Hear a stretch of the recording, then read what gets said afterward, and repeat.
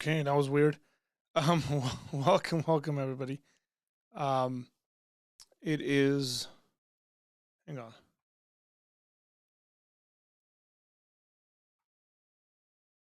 There we are. We're starting a little early today because I want to get through this video, and I think maybe going forward on Mondays, if we're going to interact with this video specifically, Peterson's Exodus reactions, then we're going to start a bit earlier, maybe 15, 20 minutes early, or maybe 30 minutes early, depending on the day. This video is 2 hours and 7 minutes, so I think we'll be good starting now. Hope you're doing well. I've been on the road, sort of, kind of. If you followed my channel, I broadcasted randomly, like from the phone, and did a basketball thing. That's because some friends of mine asked me to broadcast it on my YouTube channel instead of Instagram because they wanted to watch it on their TV. So we thought it'd be fun if we broadcasted it and then did commentary as well. I'm just really bummed that we didn't actually, it's not we, I didn't take my little microphones with me that I could record on. And I wish I did. It would have been brilliant. And we were using headphones to do it, and my co-commentator's audio didn't come through so well. And I was bummed because he had a lot of really cool, fun stuff to say. And maybe we'll do commentary stuff in the future on Teams. My voice is shot. Why is it like this? I cheered and I yelled when I was playing soccer. That's why. My body feels like it's been hit by a 2-ton truck because I'm no longer 20 years old. I'm 30. I'm turning 38 and running with a bunch of 16 to 20 some odd year olds. It's quite the task, folks. Enjoy your youth. Now, I could get into a shape, but even if I did, I would suppose it'd be very difficult running with really fit, athletic 21-year-olds. That's partly why athletes retire or in their mid-30s to late 30s, unless you're some weird individual like a Cristiano Ronaldo or a James Milner. So with that, so breathing is kind of difficult. Every time I breathe, my ribs hurt. They do. We're in recovery. And then again, my voice is just insanely shot. So sorry for that. If the audio's like, you're like, how come I can't hear you really well? I got it at like 90 something. And so you should, and all things are really high. You should hear me as well as that. I can't make it any more than this. It'll be really annoying for you guys. Okay, or an Ibrahimovic. That's correct. Zlatan has insane healing properties. Or this outdates a bunch of us. But a Dino Zoff, who was a goalkeeper who played into his 40s, won the World Cup. I think he might be the oldest World Cup winner. Italian goalkeeper. One of the best goalies of all time. Dino Zoff. Okay. Drop some comments, hit that like button, guys, as we're going to get into this. I'm going to jump into it right away. So, hola, ¿cómo estás, Nick? Arthur, muy bien. Don't mind my Spanish. I'm just being weird. That's okay. That's okay. Hola. Dude, I feel like I'm watching Dora the Explorer. Hola.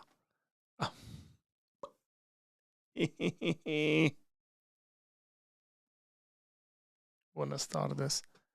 Okay. That sounded like Jordan Peterson. Okay. Let's jump into this and see. We're a couple of weeks behind. I'm going to try to catch up this week to these episodes. I think they just released episode 10, if I'm not mistaken. This is part 8. Here we go, ladies and gentlemen.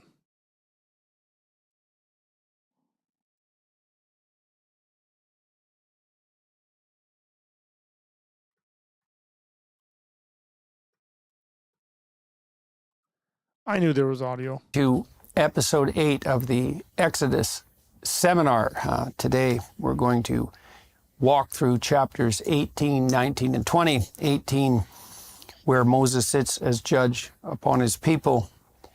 19, the initial events at Mount Sinai, and then 20, the Ten Commandments.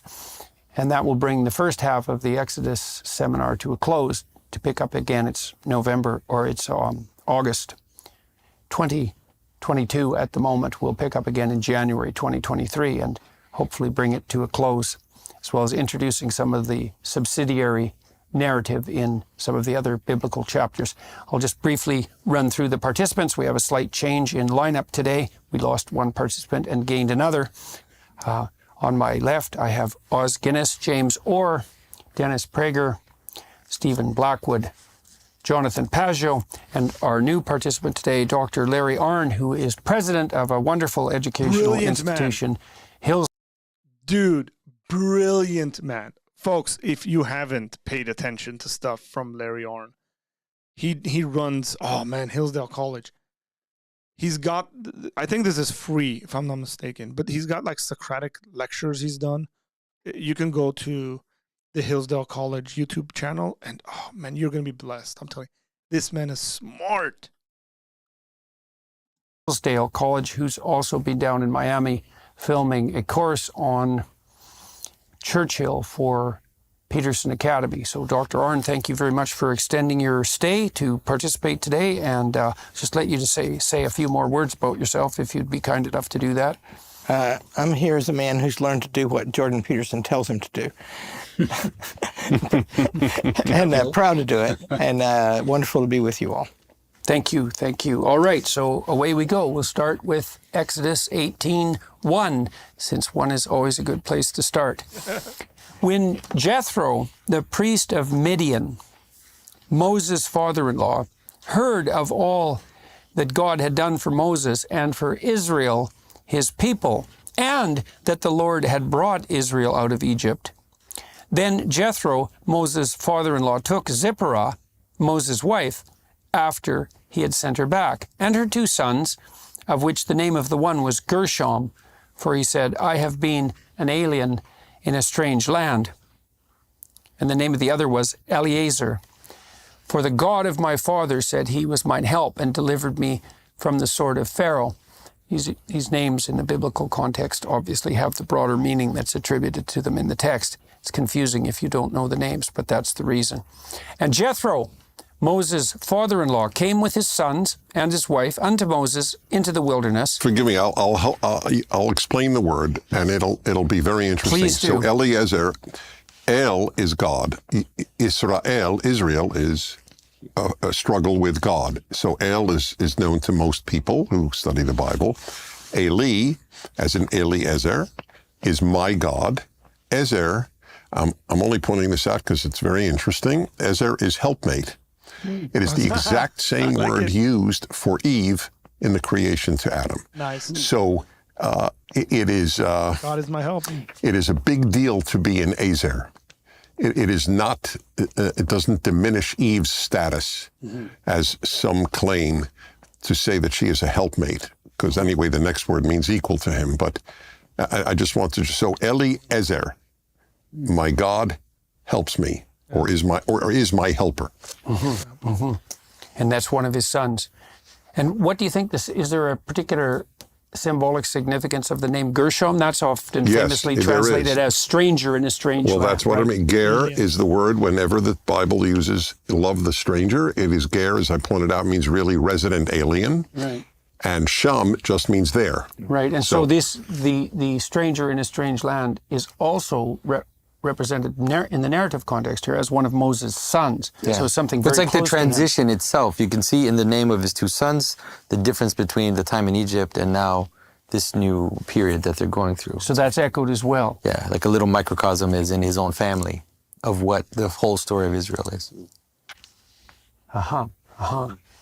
Like your family is a microcosm of the current events in the society, inevitably. And Jethro, Moses' father-in-law, came with his sons and his wife unto Moses in the wilderness, where he encamped at the mount of God. And he said unto Moses, I, thy father-in-law Jethro, am come unto thee, and thy wife, and her 2 sons with her. And Moses went out to meet his... I'm sorry, but I love the King James, guys. Like some of the ways these things are written, I really love it. Like, and Jethro came and encamped, and he said unto Moses, I, thy father-in-law Jethro, am come unto thee. It's verse 6 says in the ESV, verse 6 says, I, your father-in-law Jethro, am coming to you with your wife and her 2 sons with her. But it's like the King James has a different reading on this stuff. His father-in-law and did obeisance and kissed him. And they asked each other of their welfare, and they came into the tent. And Moses told his father-in-law all that the Lord had done unto Pharaoh. So what have you been up to, Moses? It's like, well, you know, there was a sequence of plagues, and there's a desert, this whole Red Sea thing. How about you, Jethro? Yeah. And how's every little thing? Yeah. And Moses told his father-in-law all that the Lord had done unto Pharaoh and to the Egyptians for Israel's sake, and all the travail that had come upon them by the way, and how the Lord delivered them. And Jethro rejoiced for all the goodness which the Lord had done to Israel, whom he had delivered out of the hands of the Egyptians. And Jethro said, Blessed be the Lord, who hath delivered you out of the hands of Egyptians, and out of the hand of Pharaoh, who hath delivered the people from under the hand of the Egyptians. Okay, so now he's a priest of the Midians. So what's he so happy about the Lord working on Israel's behalf for? Does that seem, how distant the people were the Midians? Well, I think it's a deliberate contrast. I mean, we've seen throughout Exodus that it's often the Gentiles, it's the non-Jews who are cast in a favourable light, as a point that Dennis made earlier in the week. So, and there might also be, I think, because it's this strange intrusion of this story in chapter 18. I mean, it's just a real break from the narrative.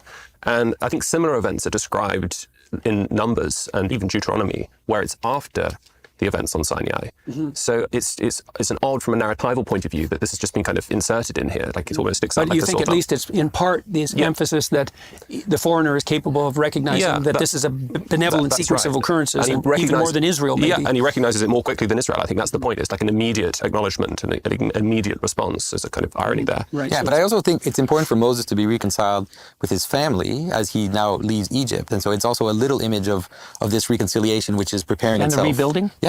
Right, yeah. So it's the reestablishment of the state, but part of that is the reestablishment. That makes sense because Moses is reunited with his family, and then he starts to sit as judge for the people, which is a very crucial part of this story from a psychological perspective. Yeah, I mean, it puts the family in an extraordinary position. I mean, bearing in mind the importance of the way in which parents and the father-in-law in the Ten Commandments later on, it's very significant. I think that the phrase "father-in-law" the word is repeated again and again and again. So this is the part of the proper reordering of the world.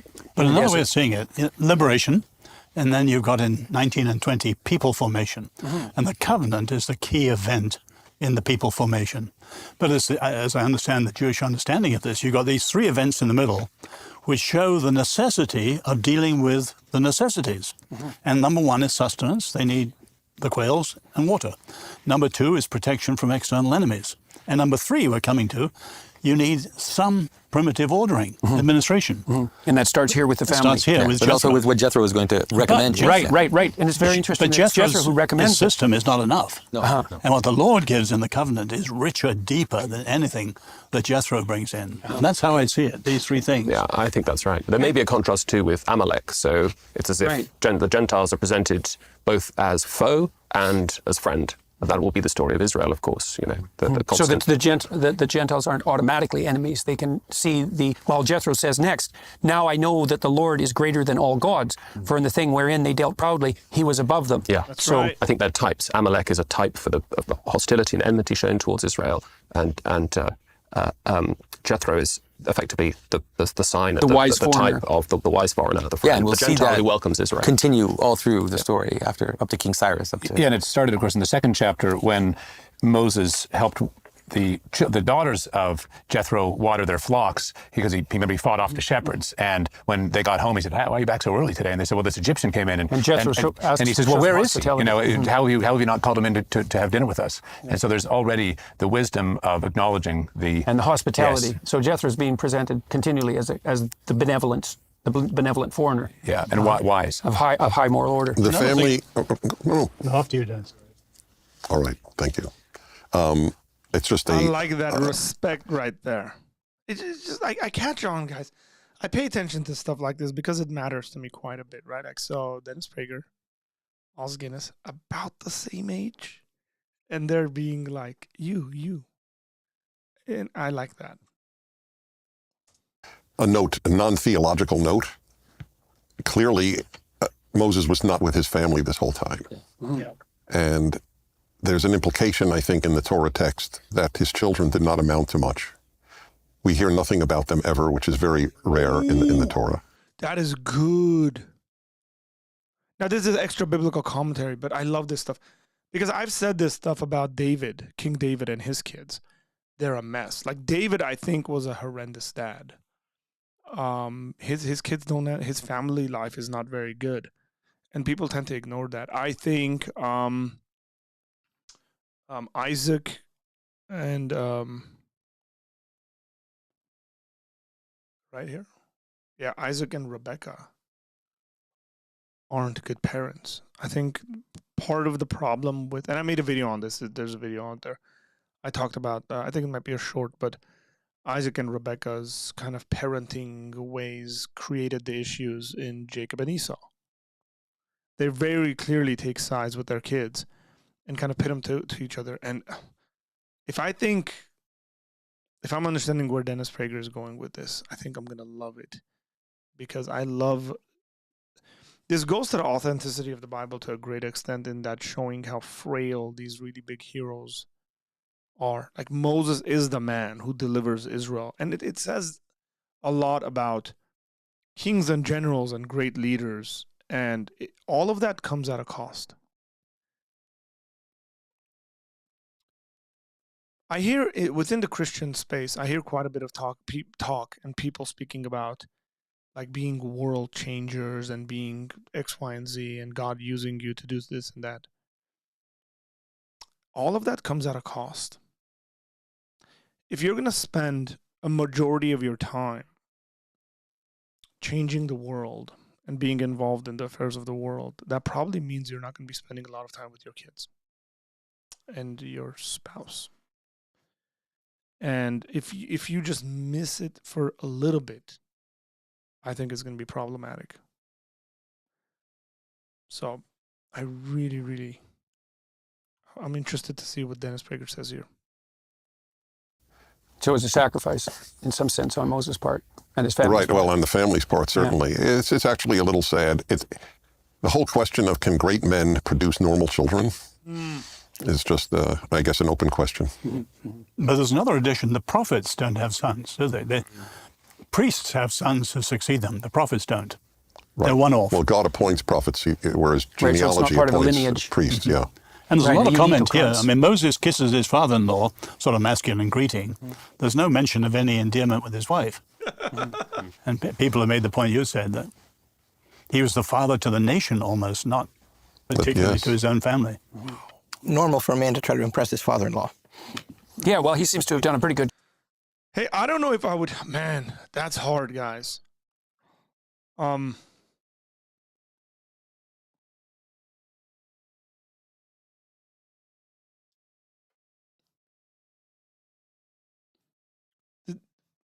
If I were to be presented with a question of like leading a nation,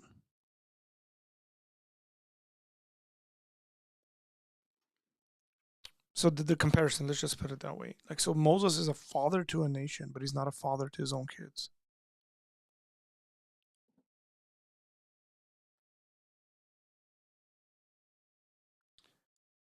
I'm not sure whether I would want that.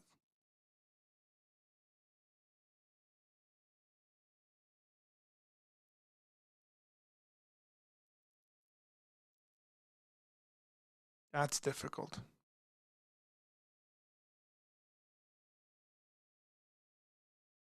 Very, very difficult. Job on this front. and Jethro, Moses' father-in-law, took a burnt offering and sacrifices for God. And Aaron came and all the elders of Israel to eat bread with Moses' father-in-law before God. Just make a brief reference to the idea of burnt offering. I mean, the idea in this archaic sense, in some sense, is that, well, if you take the animal and you you burn it, then the smoke rises, and God is that which is above, and so God can detect the smoke, and then he can detect the quality of the offering. So that's the idea behind the offering, and it is archaic. It's not the way that modern people think about sacrifice, but It's just weird where Jordan Peterson goes into these kind of rabbit trails where like God is above the fire and the smoke, and that's beyond this and that. And I don't know where he's getting that stuff from. It's not from the biblical narrative. He's probably getting it from like Jungian psychoanalysis of religious texts or something. But I just don't see like God is that which is above this. No, God is that which is above all things. I think about it psychologically as a developmental move towards full recognition of the idea, first of all, that work is a form of sacrifice and vice versa, and that because you sacrifice the present to the future at least, but you also sacrifice everything to your highest priority. So I want to address, I think Carl's bringing up a good point here, guys. So, wow, very good observation. Doesn't that kind of go against Timothy and Titus, where an elder's household reflect how he will lead the church? So one is a teaching, all right? So Paul is giving a teaching on what leaders and elders in the church ought to look like, where the other one is a narrative. Like, here's what it looked like in Moses' family, and it really never says anything. His kids are just never mentioned. So does it go against it? I mean, it's some conjecture. Let me put it away. That some conjecture that Moses wasn't really connected, but it makes sense that he was away from his father, from his family for a very long time. And it also makes sense that if you're away from your family for a long time, they don't know you as a father in relationally close sense. So that's people are building on that sort of. But I think that idea does go against that. But I think it's also a reality of life. Elders and leaders in the church, I think, are a bit different when it comes to what I was bringing up, like leading movements and countries and being the father of nations and stuff like that.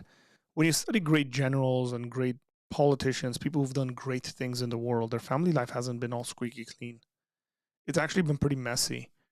And I think this might be the reason. So this is conjecture on my part, Carl. But it might be the reason why Paul says it's better for you not to get married. Like, Paul's essentially saying, if you're going to do the kind of work that I'm doing, better for you not to get married. Where I think, to put that in contrast to leadership in the church, you're probably in the same town. You're going to live in that town. You're going to die in that town. It's probably a smaller community.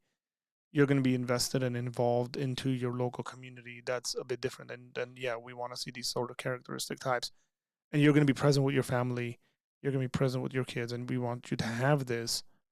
And the reason why Paul is making the statement about, like, hey, it's better for you to remain single as I am, could be that Paul knows how much a demand that a wife and kids bring to life. I mean, he says, look, you can be like Peter. He mentions Peter. He says, he kind of travels with his family. But those are normal aspects of life to think about, especially for people who want to go into vocational ministry. Like, this is what bugs me about preachers who get up there and they're talking about how, like, you can be a world changer. Like, every sermon is about how God's going to use you to impact the world and change the world. That's probably not true.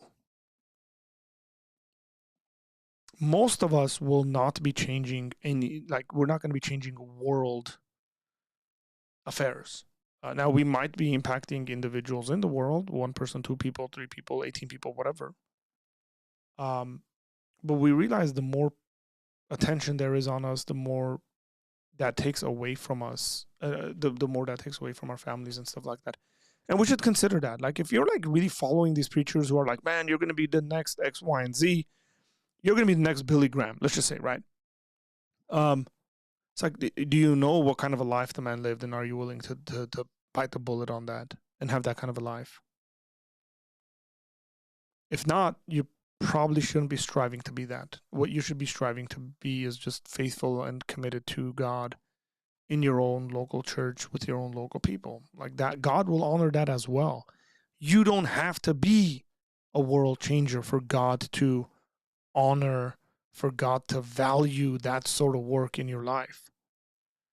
We don't all have to be world changers. That's partly why world changers are so special. They're special people. They don't come around very often. And it kind of gets weird when you're like talking to 1,000 people and you're talking about how like all of them are called to be X, Y, and Z. It's just weird to me, man. Especially when it's coupled with a lot of misquoted Bible passages. Be faithful to Jesus in the day and let him use you in the day. And if that means he uses to impact one person, praise God. If that's 15, praise God. If that's 18,000, praise God. I want to see if Jordan Peterson will comment. I wish that Jordan Peterson kind of commented on his relationship with his kids and kind of the pressure that's come upon him being a public figure, going from not being such a public figure to a very public figure and having to travel, and what that looks like with his relationship. I know we know quite a bit about his daughter because she helps him out and she's involved. His son, I think he's got one, if not two. We don't hear very much about, and I would really, really be interested in hearing what that dynamic has looked like with him becoming such a global phenomenon. Like, I'm very interested in that conversation. Maybe one of these days we'll have Jordan Peterson on and I can grill him on that. That would be the day. That would seriously be the day. Hey, just to put this out there, if anybody has personal connections with Jordan Peterson, I'd love to have him on my channel to interview him. If you're not confused. And then that brings up the question of what the highest priority should be and what the quality of the sacrifice should be. And the answer to that psychologically is it should be the highest possible quality sacrifice to the highest possible thing. Because otherwise you have to ask yourself, well, why would you bother doing it? So it's easy to dismiss these ideas of burnt offering as primitive superstition, but there's an idea behind them that's it's unbelievably deep and profound. And also the idea that life requires sacrifice to continue in its utmost form, and that the sacrifice should be voluntary, and that even it should extend in some sense, and has to the sacrifice of the innocent. I mean, that's an extremely profound and also very problematic idea, but it can't be just hand waved away. And there's a manner in which, if you take that fractally and you apply it to little things or to purposes in general, there's a manner in which the purpose will always know the quality of your sacrifice, right, because what you do, the quality of what you do will attain or not the purpose. Right. Like the world will hit you back. You can pretend with people, you can lie, you can deceive, but if you're trying to be a good basketball player, and you don't make the sacrifices, you're not going to be a good basketball player. That's right. That's what's going to happen. Yeah, well, and that's another indication of the intrinsic logos of the world. And we also know this deeply, I would say, inside ourselves, because people know perfectly well that their conscience can torment them. And it is the case sometimes that people's conscience is overdeveloped and has this tyrannical superego element and will knock them down. But if your conscience is functioning well, basically what it does is indicate to you constantly that your sacrifices are either not of the right sort or they're not of the highest quality. And you call yourself out on that, right? And so,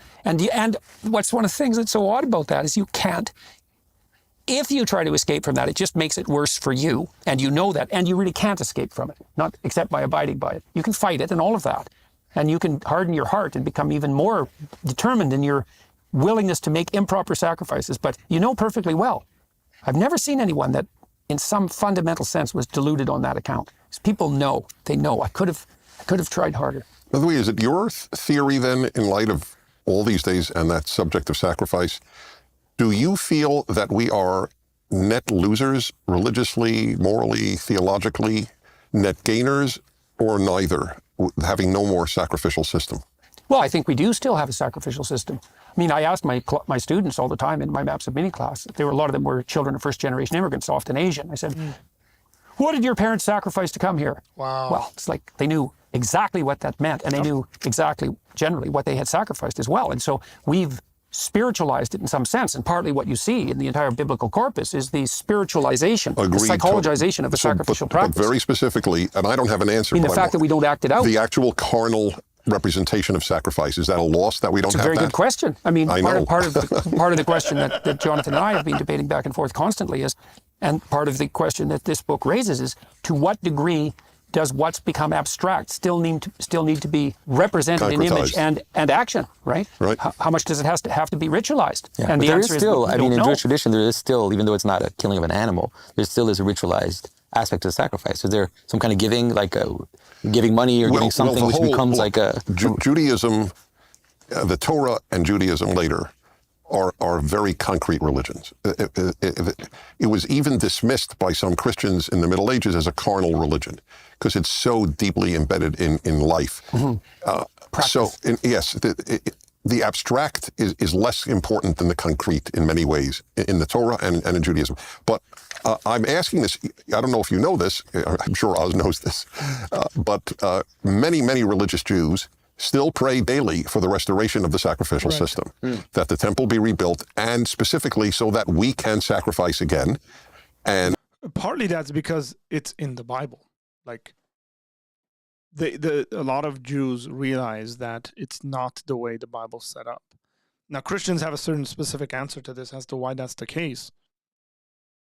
And I personally have a hard time when it comes to Christians supporting the rebuilding of the temple, because I think the rebuilding of the temple produces and brings back the sacrificial system that is done away with in Christ. And Christians shouldn't support Israel if they want to rebuild it. If they want to rebuild the temple and bring back the sacrificial system, that's on them. I just don't think Christians should be supporting it. And I see too many people who are, because they got, the end of the world is going to come. And it's really weird to me that you really want the end of the world to come. So you're going to financially fund and support the rebuilding of the temple. That's going to bring about the death of a lot of people and the rebuilding. And a sin, even like I would consider that at that point to be sinning against God. But that's on them. There's no denying the drama of blood and death.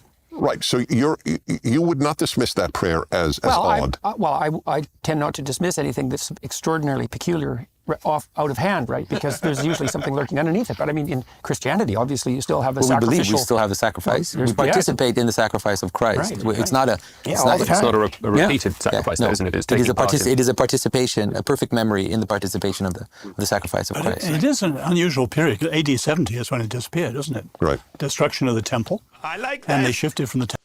Bring it down, Oz. Oz is talking about how Jesus fulfilled his prophecies. Going there. He is going there. I love it. Temple to the synagogue, and from, if I understand it rightly, Dennis, from sacrifice to prayer. Right. And I always wonder, how does prayer fill in for sacrifice? Well, hopefully when you pray, you sacrifice your for own tyrant, atonement, right? Because that's it. Well, you sacrifice a lot of time to partly pray. what you're saying is, I think if the prayer is proper, is you're saying, there's part of me that needs to go. There's part of me that I need to let go. There's part of me that needs to die, and it has to be given up to something higher. What part of it is of me has to go? And there's a contemplative aspect to that, and you look to the highest to help guide you in that. So there's a discriminating spirit within you that can help separate the chaff from the wheat, and the offering up of the chaff is the sacrificial gesture, and so that can be transformed into prayer. And one of the things that Jung would say about that, for example, is that if you give up enough psychologically, you don't have to. You'll cut your losses in actuality, and of course that's sort of what thought's for, is right, so that you can get yourself straight. You can give it up in abstraction, so you don't act out the pathology, and then nothing dies in actuality. But that still means you have something to give up, and part of that repentance idea is a sacrificial notion. It's like, well, oh, that's what I did wrong. Oh, that's a big part of me. Oh, it's going to hurt when that goes. It's like, yeah, but maybe you won't die. Then you offer it up as a sacrifice to something higher, because otherwise, why would you improve? And that discriminating spirit inside that judges what's in you that should be sacrificed, that wouldn't even exist unless it was existing in relationship to something higher, because there'd be nothing to serve as a judge. And so that's all reflective of something. If it's not a heavenly hierarchy, it's a bloody close approximation of one.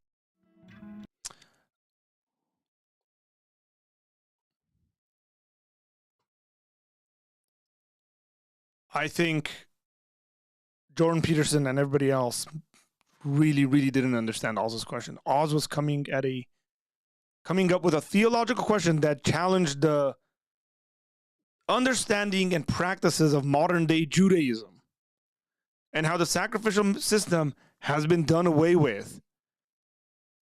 around the same time period as Jesus, and Jesus spoke about the destruction of the temple, and Christians directly tie that into being a rejection of their Messiah. That's where Os Guinness was going about it theologically. And I think it just, people mixed, and I think Jordan Peterson's view of prayer is way too Christian for him to understand the question. It's way too Christian influenced without the theological backing of the dialogue that happens around covenant and replacement covenant and all that stuff. And I think that's why he went off in that kind of a direction without understanding what Os Guinness is actually saying.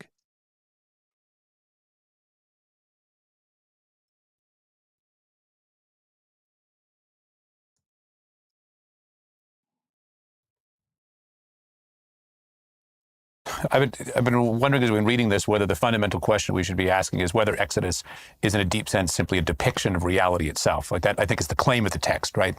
And one of the ways we see this is in terms of sacrifice, that, as you said beautifully, in terms of parents, like there is no good family life without sacrifice. It's not optional, right? You have to make the sacrifices to your children for them to become what they're going to become. And so you might say that's just you might say embedded into the DNA of the real. Well, you sacrifice all other women to your wife too. And again, all of this. You're talking about the basketball team. It's the same. It's fundamental into the DNA of reality itself. But there's another side to it, which I think Dennis is trying to call us towards, which is that yes, that is the nature of things, but if you don't do that consciously, you won't likely do that well. And so we see that one of the realities that the text is calling us towards is the importance of the consciousness of our own sacrifice, of our constant do you mean orientation. By consciousness, do you mean acting it out? Like, there's consciousness at different levels, right? You can be conscious abstractly. But Dennis's question was, how much do you have to act that out concretely? I think Dennis's question is both. Of course, we saw yesterday this beautiful image that Jonathan and I were talking about this morning of Moses holding up the hands, as it were, the contemplative, the illumination, the revelation, but incomplete, you might say, in the battle without Joshua going out being the actuality of that. So of course it has to be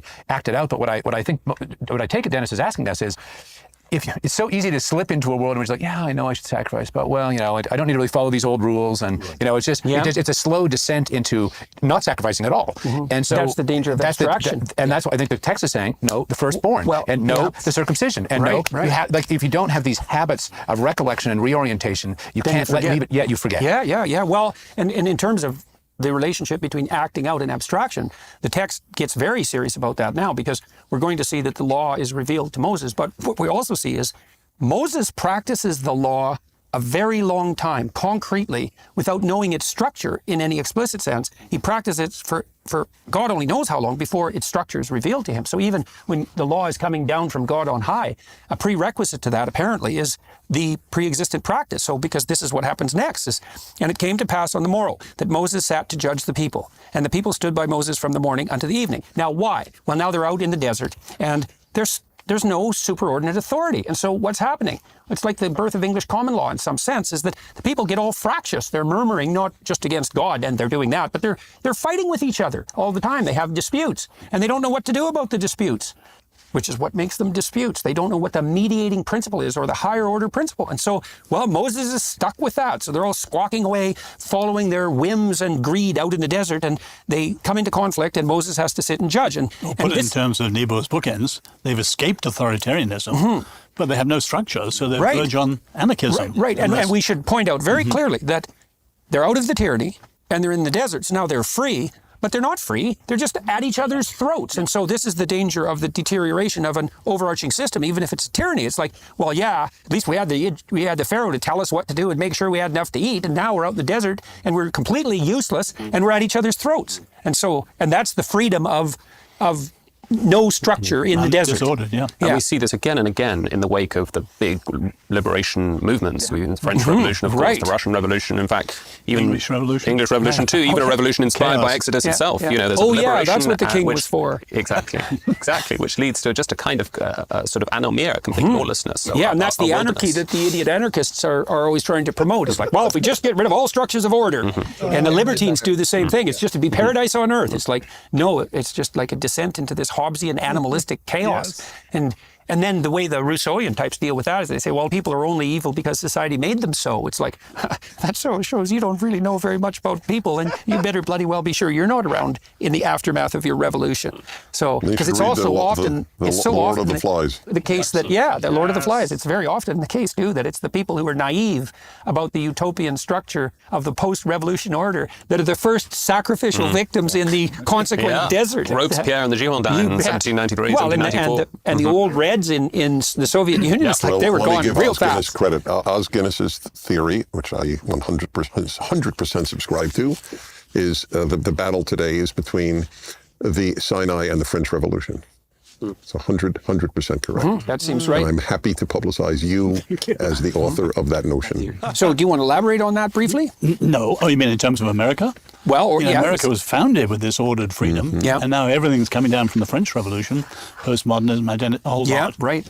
Is a completely different view of revolution. Yep, and it's a Luciferian view in many ways, I think. This is a founding moment, and it's This conversation is very helpful for me because I've always had, not always, I shouldn't say always, for a while I've had this idea for a book that deals with revolutions. I think I've shared about this before, but it essentially would be a historical / theological reflection on revolutions.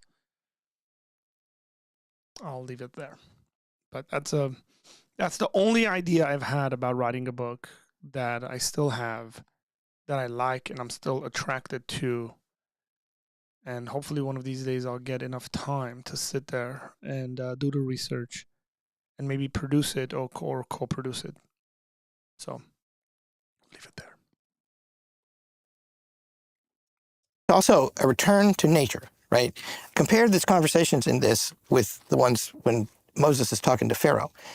God's not making anybody say anything. And he's got his thumb on the scale. When Moses doesn't want to have the conversation, you got to have it. Pharaoh wants to agree, God hardens his heart. In other words, he's pushing an outcome. But this reads like, well, if you've been gone for a long time doing a bunch of adventuresome stuff and you see your father-in-law and you're back in the family. And now you got to figure out a way to govern yourself because God's not telling you every minute. And that's, so this is not a tyrant either. That's very explicitly not. In other words, he wishes our good. And that's why he made us like him in one respect. And so this is like a debate between the French Revolution and Sinai. Mm-hmm. Yeah. And they've got to figure out how to do it. This is also a prodrome in some sense to the English common law tradition, because what happens here, this is so cool though, even though the law descends from on high, that's not exactly right, because the people are having conflicts and then Moses is aggregating the law by adjudicating. And one of the things you have to understand, obviously, is that if two people come to you in conflict and you merely tyrannize one of them, say, no, I don't have time for you, you get what you want and you don't, then there's no immediate conflict. That's just going to rekindle in no time flat. What you have to do is you have to go through the conflict with discriminating justice and mercy, and you have to reconcile the conflict in relationship to some transcendent third place that satisfies both parties. They have to see it. It has to be just and be seen to be just. And so that means that in some sense, Moses, sitting as the appropriate judge, is communing with the spirit of justice and mercy itself in order to render these judgments. And while he's doing that, the people are informing them about the full range of their psychological and social problems, right? And so he's aggregating what you might say a vision of what the law has to be in his own imagination. And so, but Moses' first response is equally wrong. In other words, they've escaped the authoritarianism of Pharaoh. But when he counters the near anarchy, he's setting himself up as a one man. Right. Well, and that's bad too. Right. Well, and it's bad for him too. Bad for him, absolutely, and bad for the people. Right. Well, it could be that's what Moses is used to, given his upbringing is of Egyptian origin and his political understandings are of Egyptian origin, and that's what his education would have been. So he's just functioning based on whatever he knows, like how government is run and how to lead a people, and then it gets corrected. And the covenantal system to come will be very different. Right, and we see the emergence of that realization right in this part of the text as well. So he's not Pharaoh, but there are incipient dangers in what he's doing. Right. There's a temptation there and a danger. I think it's important I think the analogy with English common law is a very, very good one. So, but in the English common law, you have the development of a system of law based on concrete disagreements, contractual disputes. And what's going on when a judge is trying to, Blackstone is the great sort of father of English common law jurisprudence. And what's going on there, as Blackstone says, is the discernment of the principles of natural justice. Yes, It's not as if the judges often we use the phrase judge-made law to distinguish from statute law. That's not what's going going on. The thought discovering. is judge discovered law. And I think that's part of the significance of the figure of Jethro. He's, as it were, he's outside the people of Israel, but he still sacrifices not to Yahweh, but to Elohim in verse 12. So he's still got that, and as we'll see, he starts to give very sensible advice. But it's not, as it were, revealed reason. It's natural reason. It's the reason written on the law, written on the hearts of the Gentiles. Well, you can tell that if you're having a dispute with your wife and the two of you commune in relationship to the dispute and you come up with a solution, the reason you regard it as a solution in some real sense is because it follows the laws of natural, I would say the optimal balance of justice and mercy, because you both say, oh, that will work. And not only that, not only will that work, but that satisfies me and it satisfies you and then it satisfies both of us, or maybe we're really in a good situation and we think that's an even better solution than either of us wanted. It's not like that's arbitrary, not at all. And I think that's why this theme of creation, the giving of the creation of natural order and the creation of moral order that's about to emerge are seen as completely intertwined. That is to say that creatures bear within them a kind of, at least in an embryonic form. Yes. A nascent form. A capacity to discern the principles of moral order. Yeah, well, you certainly see that in animal behavior, and the sophisticated animal behaviorists who exist now have laid out very clearly, especially Frans de Waal, the nascent emergence of something like an iterative sense of reciprocal justice among, say, chimpanzees, other primates. Clearly, you can see it in rats, complex social animals. There's a sense of reciprocal justice, something like that. It's nascent, right? Because it's not representational, but it's nascent in Moses too. At this point, he doesn't know the law. He has to feel his way forward, but he is detecting a structure that's rising up from I think it's from the necessity of iterative interaction. It's something like that. And in terms, when you said that, it just clicked for me, because I've been trying also to set up from the beginning St. Gregory of Nyassa's position, which is that the stranger in Exodus represents, say, in one aspect of what it represents is something like natural sciences, philosophy that isn't revealed from God, but that nonetheless can have some good if it's purified, if it's taken, well into it. And this just fits right in there, where, like you said, he's setting up a structure which is appropriate, which is good, but is not at all at the level of what will then be revealed by God. So, yeah, good stuff. By the way, your comments on justice and mercy, my take on that is that they are often in conflict. Justice is, you can't have both at the same time often. To put it in very concrete terms, justice is justice and mercy is social justice. That is the reason people use the term social justice. Why do they add an adjective to the term justice? Why does justice need an adjective? Because social justice has little to do with justice. Well, that's partly why there's such an emphasis on inclusion, to the exclusion of everything else. Everything has to be within. Yes, but we will come to a law that proves it. You may not favor the poor in a courtroom. Right. Mercy favors the poor. Justice favors who is just. Right. Well, they are not the same, and it is truly, again, it is biblical versus modernity. Modernity favors mercy. The Bible favors justice. I couldn't agree more, Dennis. And I think the adjective social is completely redundant, because I think justice is intrinsically social. There is no justice. A man on a desert island, there is no justice. He doesn't owe himself anything. Right. It's justice is a term that can only be applied in society, right, between people. So I would take some exception to the juxtaposition of justice and mercy. So I'd like to take that apart a little bit. So whatever God is, correct me if I'm wrong here, is represented in the Old Testament as the principle to which both mercy and justice are subordinate. And so if mercy and justice are operating properly, they operate in relationship to a superordinate third principle. So if you're mediating conflict with someone, I've done a lot of this in my clinical work, mediating people through conflict. It's like you have to use justice to get mercy and vice versa. And that's partly because when you're walking through a conflict with someone, maybe you're working with a couple who's on the verge of divorce and you have to sort things out. It's like you're getting rid of a lot of stuff, and that's judging it. It's like it's separating the damned from the elect. It's separating the chaff from the wheat. And there's a judgmental quality about that, because it's like, no, don't do this thing anymore. It's like that's gone. But it isn't, the point of the judgment isn't the damning. The point of the judgment is the bringing forth of what's most valuable. And so that's the merciful part. It's like when you chide your children, it's not because you want to damn them. It's because you want to stop them doing something they're doing right now that's wrong, get rid of that, but so they can preserve and maintain that which is most precious about them, let's say, most valuable. And so you can't have justice without mercy, and you can't have mercy without justice. It's also partly because mercy just forgives everything. It's like, well, that's fine if you're 100% perfect the way you are. Then every bit of you can be accepted. But then what are you going to become?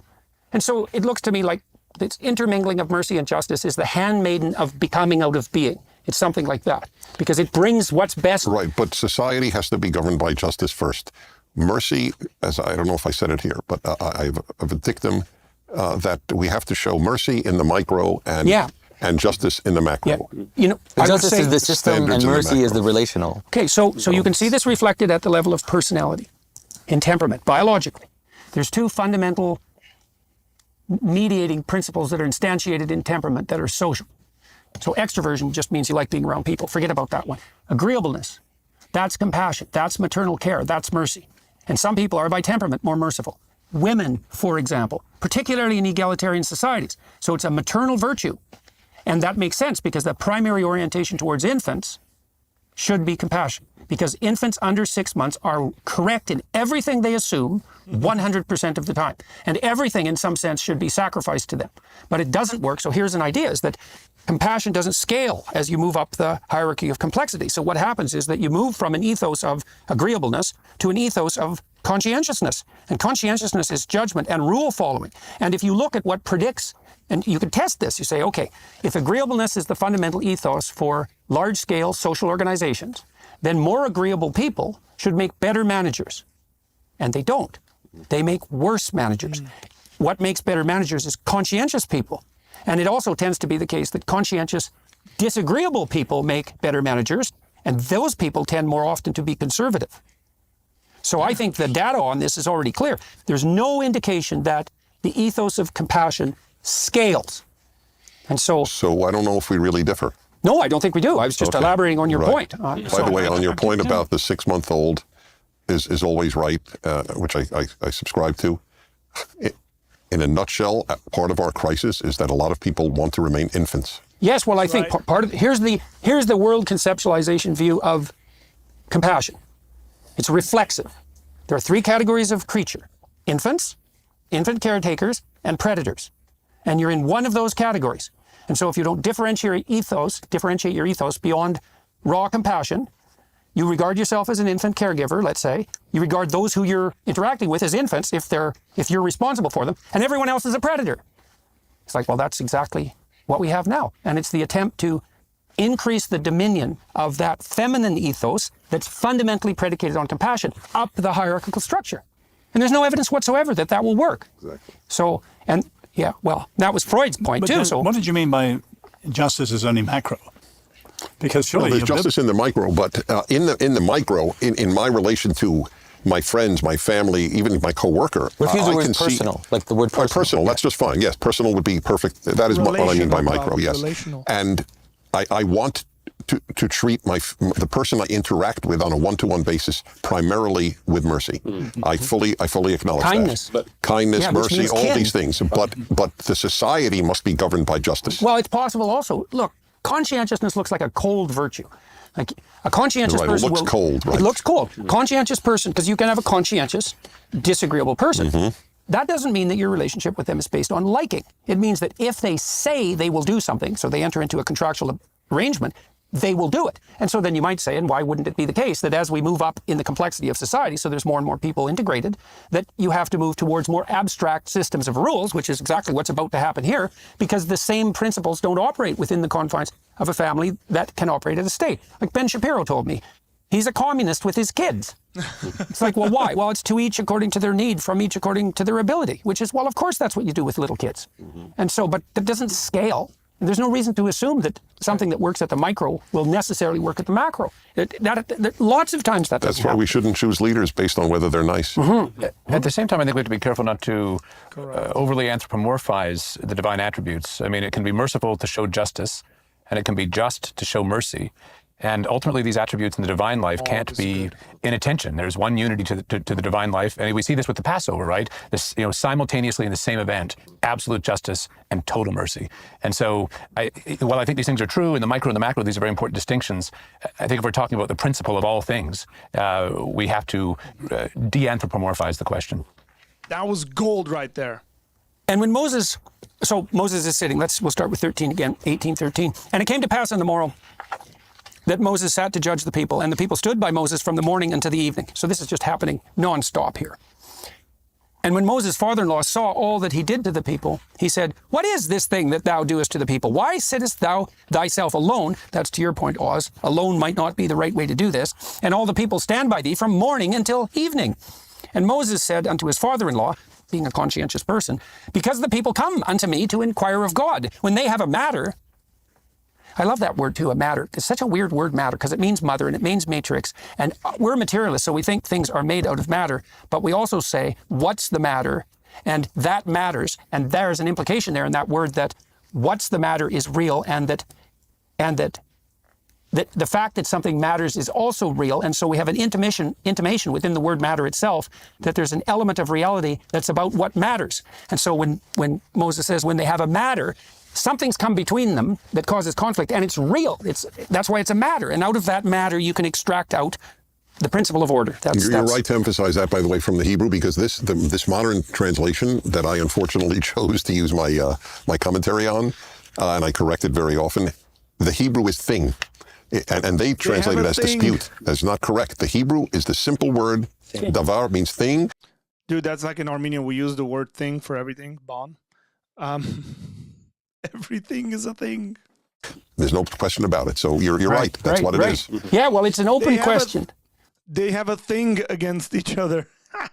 I love it. Whether what's more real is the matter or what's the matter. It's really an open question. And we don't know how to answer that, because in some sense we can abstract and we can say the objective matter is the most real. But that isn't how we act.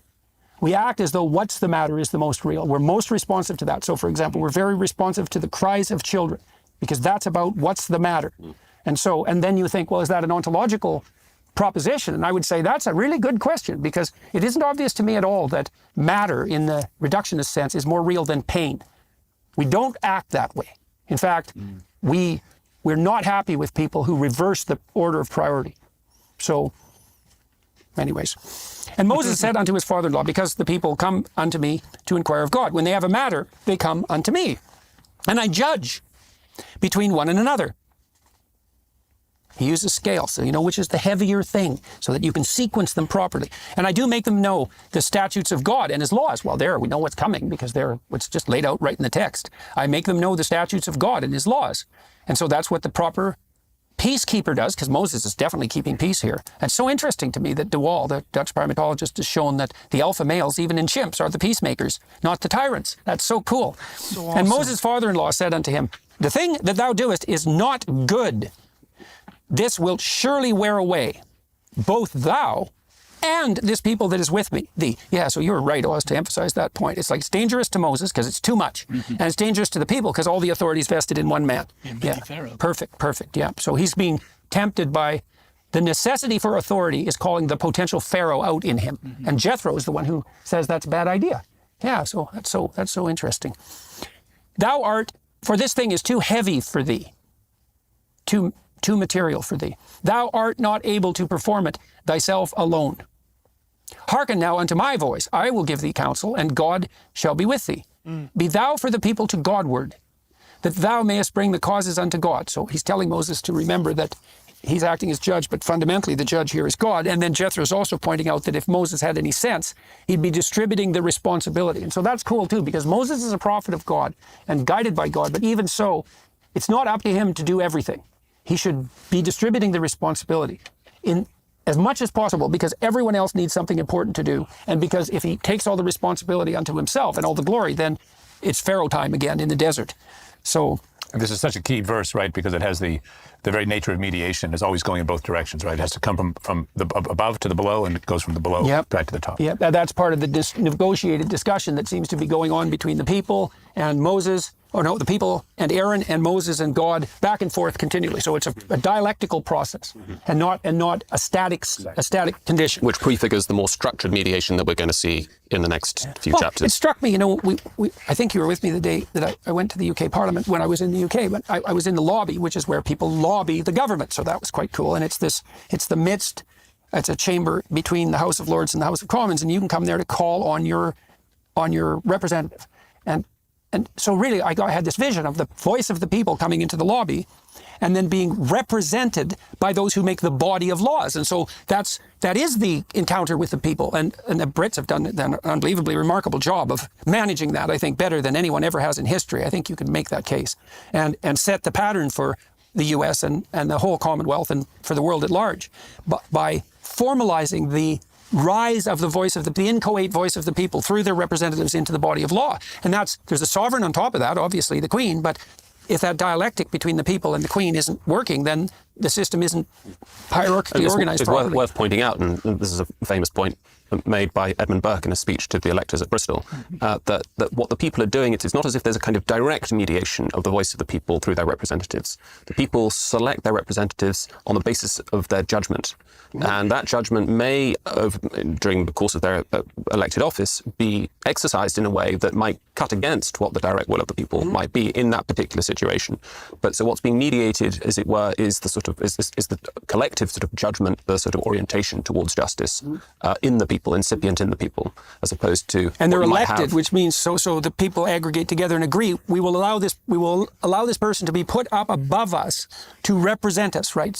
And that also helps protect the society. This is extraordinarily important and might be relevant to the breakdown of social media structures. It's like, well, now everybody has a voice all the time. It's like, yeah, great. Now we've got this clamoring rabble in the desert. It's just a bloody catastrophe, and the narcissists are everywhere, and so are the psychopaths and the Machiavellians. There's no hierarchical mediation. Right. It's a principle that controls the cacophony that would break out if you had a direct democracy, as you would, which would be democracy by whim. Yes, effectively, it would become kind of it's a sort of incentivizes demagoguery, as Athens Thucydides describes so brilliantly in the figure, the thuggish demagogue Cleon in his History of the Peloponnesian War. And it's one of the reasons the Athenian democracy, though it is often thought of as the cradle of democracy, disintegrates so quickly. It's also partly why the left wing. Pure democracy in the Athenian sense leads to tyranny. This is why the United States is not a democracy of that sort. It is a representative republic. That's just the reality of it. I think it's very clear in the Apology of Socrates that is the case. Wingers are worried about populism on the right. It's because, well, they don't want to see, to give the devil his due, they don't want to see rule by whim, and neither should conservatives who are intelligent, because we should have enough sense, let's say, or they should have enough sense to understand the necessity of these mediating structures and not to pull them down with casual complaints that they've become too corrupt to be sustainable. Yeah. Although normally I think what they mean by populism is kind of code for the expression of the will of the people, well, yeah, against their own. Right, but that's why I said you have to give the devil his due. There is this, because people like to think, well, we should just have direct democracy, and isn't it wonderful that we have a public marketplace where everybody can shout at the same time, which is really what social media platforms are. It's like, yeah, no, that's not so wonderful. It looks like it's a very dangerous form of insanity. And so, one of the things I just want to notice, one last thing about the notion of mediating structure, is that in the text, one of the things that are a little funny is that Moses is talking to God. He's getting it from God, but it's as if now every single person wants their individual law, right, based on their little problem. And those problems are indefinite. So there's an indefinite possibility of issue or thing that pops up. And now they want to get their little law. So instead of, there's a million possible laws. And so the mediating structures are also there to aggregate possibilities so that you don't need that. So you don't need a million laws. Right, so you can think about like a family in a house where every time the children eat, they go to their mom and they ask, oh, Mom, what do I do with the glass? Oh, Mom, what do I do with this? And it's driving her crazy. And so we set up systems, which is like, no, this is, when you're done with your dinner, this is where everything goes. And you make your bed, you do this. And it makes the laws aggregate the issues that could happen in the house so that we're not having someone always asking their boss what to do. I mean, everybody's had that experience if they're in a team where things aren't clear enough so that now everybody's wondering every single time what they need to do. Well, that's exactly what's happening on the identity front right now, is that we've decided that everyone can be the categorical avatar of their own identity, independent of everyone else. It's like, oh, I see. So every single identity that's out there is now going to be paramount. That's what it leads to, is that every single human being in the end will have their own gender. Right. So there's actually as many genders as there are individuals ultimately. Yeah. But that doesn't work, right? So you need systems of cohesion, or else. Well, or you don't have cohesion. That's right. And then when you don't have cohesion, you don't have. It isn't freedom that you have without cohesion. It's absolute bloody catastrophe. Yes. Okay. So. Be thou for the people to Godward, help lead them upward, that thou mayest bring the causes unto God. And so Moses is also mediating between the people and God, which is what a good representative should be. And thou shalt teach them ordinances by which they arrange themselves, and laws, and shalt show them the way wherein they must walk. And that metaphor is used because a law, see, if you mediate a principle between you and your wife, it isn't just that it satisfies the dispute, it's that it makes the dispute unnecessary moving forward. And so now you have a way to walk with her again in accordance with this principle where there's no conflict. You can both walk together. So the natural justice principle not only has to satisfy the emotion that's generated by the conflict, but it has to show a clear mediating path forward that's reciprocal and maintainable. And so, and our sense of that is an orientation sense. Our sense of that is what enables us to decide that a solution is a good solution. As we come to the next verse about the 4 characteristics of a leader, please note what's missing. Okay. And the work that they must do. Okay, so now you have the principles, and that tells you how to walk forward, so it's active, but also what you should sacrifice to, because you sacrifice the lower to the higher constantly. And the work that... So let me make a little observation here that a lot of Christians struggle with. And it is that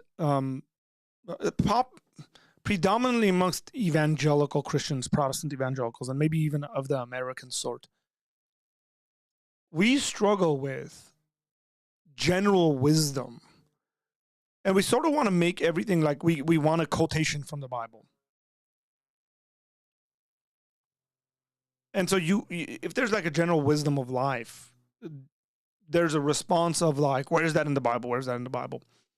And I would say this goes to a part of Christian tradition has been these 2 things, natural revelation and special revelation, right? Or general revelation and special revelation. Special revelation being the Bible, God specifically speaking things about himself to us. And general revelation just being things God's created within the creative order and wisdom people have. What Jethro is saying is extremely biblical and godly because it's wise. Hey, delegate things. And he's not quoting anything. He's just saying, hey, listen to me. I'm going to give you some wisdom. So I want to encourage believers, Christians specifically, that good ideas are good in and of themselves. God's given it within general revelation. And even if there's not a direct quote from the Bible to back up whatever that idea might be, you might just want to go with it. You don't need a Bible passage and a Bible quote for every single little thing. And as a matter of fact, you just don't live your life like that. Oh, I need a Bible passage that tells me that I shouldn't be eating McDonald's for breakfast, lunch, and dinner. No, you don't. You don't need a Bible passage. Just think about general wisdom and it'll direct you into an area where you don't do that. Jethro's advice is proverbial. It comes from experience, and it's good and true. And Moses puts it into practice. Later on in the biblical narrative, you realize that there's different forms of government. And one of the things I think the Persians do is that they have a really good delegation. Like the way they delegate offices and stuff is brilliant, and it works. The Persian Empire worked on that kind of a division of power and who's ruling what. They must do. Moreover, thou shalt provide out of all the people, this is so cool, able men, such as fear God, men of truth, hating covetousness, so they're not selfish, and place over such them to be rulers of thousands and rulers of hundreds, rulers of 50s, so and rulers of 10s. Capable, God-fearing, men of truth, hating corruption. It's really corruption, not covetousness. Doesn't matter. Same thing. What's missing in the type of person who should become a leader? Nice. What I was talking about. It doesn't say a word about compassionate men.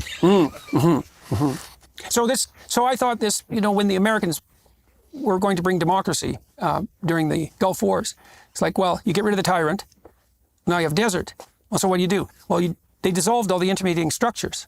It's like, well, that isn't going to work because you need intermediating structures. You move into a country and you get rid of the tyrants. Now what do you have to do? Well, you need rulers of thousands broken down into rulers of hundreds, broken down into rulers of 50s and rulers of 10. So an entire hierarchical apparatus. And so one of the things that people... It's military, really. The way we understand the military is exactly that way. Yeah, well, Hernando de Soto pointed out when he was analyzing attempts to economically transform cultures who didn't have, say, a capitalist system based on the notion of rights, that you just couldn't import that and put it on top of a desert.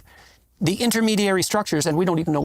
You need a good worldview that comes alongside of that. what they are because they're invisible to us in our own society. The intermediating structures had to be built. And so this is so brilliant here. You have the people calling for judgment. Moses provides it. Jethro warns him, don't become the Pharaoh. How do you do that? Well, a little humility on your part would be good, but distribute the responsibility, and it has to be distributed hierarchically all the way down, in some sense, to the unit of the individual. So you have 10 people together. They say, well, this guy's good enough. Then you get the 5 of the 10 together and you elect him, and you build a hierarchy all the way up to God. That's essentially what's happening here. It's so smart. And let them judge the people at all seasons. And this is an echo of the whole English common law court system. There's local courts, and then there's courts of courts, and courts of courts of courts, and then all the way Supreme up to Court. the top. And if you try to mediate the principle at the most local possible level, which would be, say, between you and your wife, you can't manage that, you get divorced, you go. So based on this principle, you should ask yourself, if you're an American especially, where should you politically be involved the most? Should you be politically involved the most in the federal level or in the local level? Where can you bring about the most change? Where do you have the most power? Federal level or local level? Go to the next highest authority. And then if that causes conflict, there's another authority above that. All the way up to the Crown Court in criminal proceedings, so that the Crown, as it were, is the source of sovereignty and the source of ultimate judicial power and sovereignty. But as you say, there's a kind of waterfall of justice all the way down to the local level. Right. And there is a principle of subsidiarity, which has developed a great deal in the Catholic social justice tradition, which means that there's got to be a proper allocation, or a proportionate application of justice at the right level. Right? So there will be some And the cases, rule of thumb is that the best level is the lowest level possible. if in doubt, that's right. Justice should be meted out at the closest, at the most local level. Right. Unless This is it's so appropriate to crucial move it because up. part of what's happening with the EU shaking is that this principle of subsidiarity is being violated, is that too much power, and Larry, you were talking about that last night too, is that there is a proclivity for the thing in the highest place to become everything. And that's happening, by your estimation, with the federal government system in the US, where it's just eating up more and more and more and more and more and more of the resource and responsibility pie. And then the necessary and inevitable consequence of that isn't utopia. It's pharaonic tyranny. So, or the desert. It's the Israelites, when they get out of Egypt, they have to go through a lot of hard things because they've been slaves for a long time. They don't know how to do anything. And now what they have to learn is they're going to have to learn to govern themselves. Yeah. And that means self-restraint. And see, if you take that away, that's what Pharaoh has taken from them. He's taken from them the ability to lead a human life. And if that's why my opinion is, it's hard to get kids to learn in school today because it's all told how they're supposed to do it and even what they're supposed to learn. And that, and everybody wants to learn. I mean, why is anybody watching this? And why do we know what we know when we say here? We want to know. You should rely on that, right? And that's so the lowest level possible, that means everybody is practicing getting along. Yeah, and practicing responsibility. And you don't want to deprive people of that responsibility. You don't want to treat students like they're empty vessels to have material poured into them. Right? That's the social engineering error. So now you're calling forth something out of the students rather than filling out something that's empty. But again, Jordan, not to be contrarian, we can praise what they're doing here, but surely the whole point of this before 19 and 20, this is good as far as it goes. But what they're going to have in the covenant is so much richer. As I remember one rabbi said, this is a matter of justice, administrative judges and so on. What they're going to get in the covenant is how they can become just people. Right. And have just relationships. So that's part of the revelatory quality. We got to compare this and contrast it with a far greater thing that's coming. Well, you could say up to this point, even to some degree, this is analogous of the organization of an animal social society. So in a complex animal social society like the chimp societies, say, there is hierarchical organization, but there's no superordinate principle that's revealed. It's not like the chimps know what principle they're governing themselves by when they govern themselves properly. Like with wolves, for example, when wolves strive for dominance, for authority, let's say, that's probably a better way of thinking about it. One wolf will threaten the other, and they get right to it. They'll get right to the point of fighting. Sometimes they even fight, but generally they don't. And you might say, well, why not? Why doesn't one wolf just destroy another? And the answer to that is something like, well, who's going to bring down the moose? Like, you need the wolf along with you. And so the way the wolves have learned to deal with that, or are biologically prepared to deal with it, is that they'll bristle at each other, and then one capitulates, and when he capitulates, he rolls over and shows his neck, and that means the other wolf could kill him. And then that wolf is now subordinate. And maybe rightly so in a functional wolf society. So the animals do organize themselves into these hierarchical structures, but they have no second order consciousness of the structures or principles or spirit that constitutes that proper ordering. And it's the case, and it's presented this way because when Moses has the law revealed to him, it's a blinding revelation, right? So it's an event of cosmic significance. It's something like the dawn of self-consciousness in the Garden of Eden. And so that snapping into accordance of the propositional and imaginal on top of the procedural is presented here as a revolution in human cognitive function. Can I ask, rightly so. Can I ask if people have any thoughts about these? Dennis was remarking the 4 attributes. Some seem in a way obvious. I mean, able men who fear God, men of truth. But this hating covetousness, I'm really wondering why is that so fundamental? Not to be covetous, but to hate covetousness. And it's something like. It's the obliteration, that the condition of this whole system is the obliteration of envy and resentment. Well, and you can't be a judge if you're envious, not a just judge, because then it'd be all about you. Right, and the current claim of the current ideological claim, of course, is that everything's about power, right? And the claim here is something like this mediation that Jonathan's talking about can only take place if the individuals who are mediating totally subordinate, like the individual realization can only take place when the individuals mediating it totally subordinate themselves to that good, without any regard. And it's the opposite. Yes. I think it is the opposite of envious resentment. Right. It's actually the renunciation of a kind of will to power in a profound way. Yeah. And there's something very interesting going on in terms of kind of counterpoint, moving from the Hebraic to the Hellenic. In Plato's Republic, it's striking that the philosopher rulers are expected to live a very ascetic life. No family, they don't get married. They're supposed to kind of cultivate in their lives and their behavior a kind of humility, a kind of self-sacrifice, self-dispossession. That's a very, very important criterion for the philosopher rulers. And you see, well, with the elevation or the election, let's say, of elders in traditional societies, is the elders are marked by their productivity, but also their generosity. And that would be some combination of agreeableness and conscientiousness. So their love for their own family, but also their willingness to abide by the general social rules and to be generous in their provision. And so that's what makes them moral authority. So this idea that these hierarchies, it's an unbelievably corrosive idea. The idea that human hierarchies always were and must be and always will be fundamentally predicated on power. And you're just naive if you don't believe that. You're naive if you don't think they can be corrupted by power. Yes. But you're cynical and bitter beyond redemption if you abide by the notion that power is the ultimate authority. Part of the genius of the Emperor Augustus when he gets power after the end of the Civil War in 31 BC is that he presents himself as living a very kind of monastic life. He lives in a little hut on the top of the Palatine Hill, and he's saying he launches like a big back to basics campaign, stress on the family, simplicity. He renounces all his titles. That's right, renounces all his titles as he's acquiring more and more power and founding one of the greatest sort of imperial dynasties the world's ever known. That's funny. Now I'm going to make the point I debated whether to make because I don't like to differ with Plato. Who am I? But if the only thing I knew about a person was that he was an ascetic, I would not vote for him. All right, and let them judge the people at all seasons. And let them judge the people at all seasons. Differentiated judgment, very so cool. And it shall be that every great matter they shall bring unto thee, but every small matter they shall judge. So shall it be easier for thyself, and they shall bear the burden with thee. Great management strategy, that differentiation, distribution of responsibility, and the facilitation of local autonomy. It's such a great principle. I feel like this is the way we ought to like raise our kids.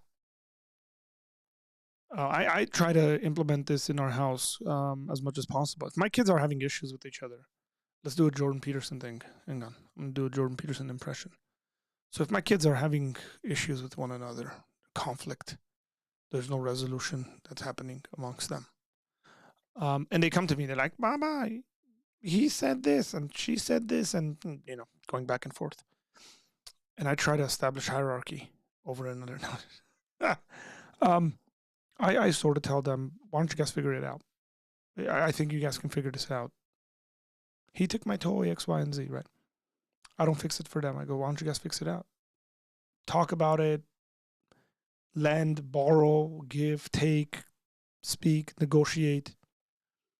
And if the matter is too great for you, something insane has happened. Oh, he punched me in the face. Then you guys can bring it up to mom and dad. And then we will deal with that because we are the higher court in the house.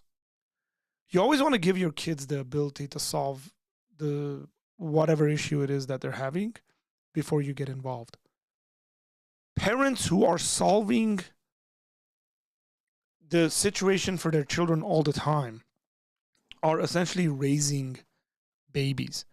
They're going to have 18, 19-year-olds who are going to come to them so that their parents fix their issues for them.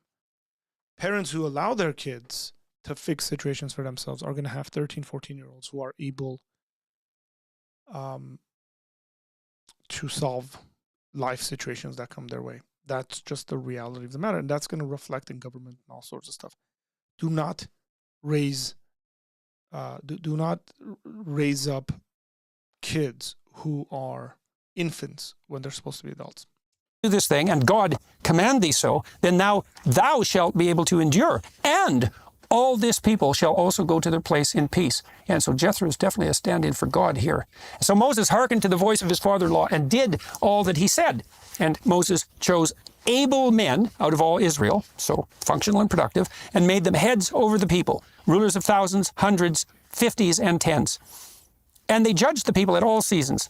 The hard causes they brought unto Moses, but every small matter they judged themselves. And Moses let his father-in-law depart, and he went his way into his own land.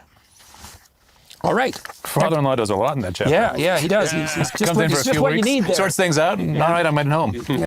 I love it. He like shows up and then like does this really cool stuff and he leaves. Exodus 19. In the third month, this is first verse. In the third month, when the children of Israel were gone forth out of the land of Egypt, the same day came they into the wilderness of Sinai. For they were departed from Rephidim and were come to the desert of Sinai and had pitched in the wilderness. And there Israel camped before the mount. Okay, so now they're near a mountain, and that's dead relevant here. And Moses went up unto God, which is where you go, by the way, because up is transcendent and up is towards the heavens, and up is toward the sun, and up is where the head is, and up is where the eye is, and so up is allied for us with... Or it was just a mountain that he had to climb. This is the sort of stuff that I disagree with Jordan Peterson. Trying to read some kind of a symbolic meaning into all of these things. It's a historical narrative that we're reading, so he went up, which means he went up. With elevation, and elevation is allied for us with the notion of moving towards something better. Also solitude, I think, the solitude of, as it were, the sort of sovereignty of God and the solitude of the person who is confronted by God at the top of the mountain. Yeah. That solitude, maybe that's part of that necessity to meditate, right? To be away from the crowd, especially if you're a prophet figure, right? Yeah, we could also understand it as a mountain itself as it moves from the many into the one. So you have, yourself, like it's a pyramid. A person must move into oneness or else they're schizophrenic or else they... Right, or chaotic. Yeah. So this is something very much worth delving into, because we could debate about the utility of monotheism. It's like, okay, what do you mean? Why are we debating that? Is there no fundamental uniting principle? Is that your argument? And is it not an animating principle, which you have to act out? So is it not a spirit in some real sense? And maybe the most real sense is like, we don't need something at the top of the hierarchy. Okay, fine. Then what? Then there's no direction. Well, what if there's no direction? Well, then there's no hope. Well, what if there's directionless absence of hope? Then you have chaos and anxiety and frustration and terror and bitterness and disunity. And so that means the cost of not putting something in the highest place is all that. And so... But again, Jordan, with due respect, you're saying that with monotheism, do we need that? Whereas surely the whole point of Exodus is that all the other options, paganism, etc., numerous options, monotheism was not because anyone constructed it or needed it or invented it. Moses met it. It's true. You've got to start there. It's an encounter from which... Well, I'm not only making an argument in terms of practical necessity, because I do think that why would we not assume that the principle that unifies everything in the highest manner isn't the most real thing, right? It's like a definition of real. Mm-hmm. I'm just also pointing out that if you make the counter-argument, because people think, well, you don't need this tyrannical monotheistic principle. It's like, okay, fine. Speaking purely secularly, fine. Now we don't have an organizing principle. What do we have? Well, we have social disunity because nothing unites us. And so then definitely we have conflict. So that's the sociological outcome. And psychologically, well, we don't have hope because you have hope in relationship to an orienting goal.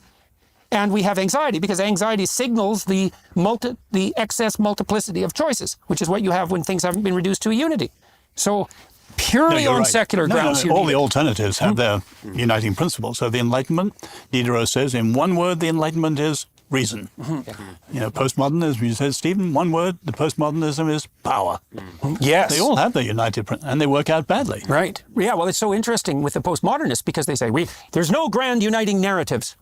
And they say, accept power. Oh, yeah, there's the Marxists. Accept power. Remember power? It's like, we remember it all but right. I think it's worth adding, just what you said earlier, Jordan, you talked about the sort of pure secular reason. But I think there is within monotheism the sense that reason is also gifted by God, that we have reason naturally. Surely that's the point, the message of the previous chapter, that Jethro has reason, and that we can use reason to... Jethro has wisdom, which is essentially knowledge applied. That's probably the best, simplest definition that I like the most, is that wisdom is knowledge applied properly. And Jethro has that. There's no question about it. Nobody goes, hey, Jethro, where'd you get that from? Was it revealed to you? Is it in the Bible? So this is part, I should make a point here, and forgive me. But let me get you guys active. There's 14 of you guys in here. Can you guys all drop a comment here? Tell me if you believe in presuppositionalism. Just write yes if you do and no if you don't.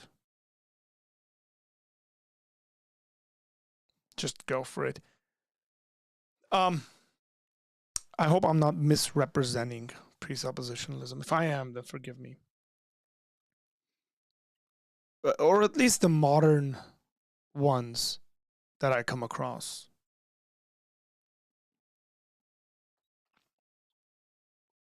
In whatever variant, and maybe they're the ones that are wrong, because I can understand the historical stuff. Trust me, an Anselm or something like that, ontologically presupposing God's existence for X, Y, and Z. But it's the knowledge claims. Like Moses doesn't trip out here and say, hey, Jethro, where'd you get that revelation from? Was it spoken to you by God? Moses gives him some wisdom. And Jethro gives some wisdom, and Moses goes, okay, we'll apply that. No biblical grounds for it. There's no special revelation he has, no dream, nothing of that sort. And I just think general wisdom exists in life and general knowledge exists. And this is why epistemologically, I would say, you don't need the Bible to know if certain things are true. Now, you would need the Bible if you're talking about certain aspects of who God is. And the only way you can know it is if God were to reveal it himself, because they're internal to his nature and so on and so forth. But general knowledge you can have via observation of the general world. Just to put that out there, right? Like a secular, not a secularist, but a person who's not a believer in Yahweh, like Moses is, Jethro in this case, is able to give him a wisdom in regards to government, and Moses applies it, and it becomes a part of the general structure of Israel. You get that? It's not revelation from God. Like it never says, "Thus saith the Lord."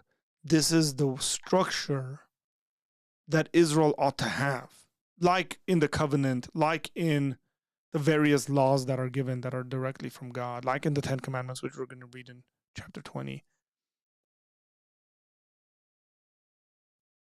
This is partly why my ecclesiology in regards to the way the church is has a great deal of kind of human wisdom.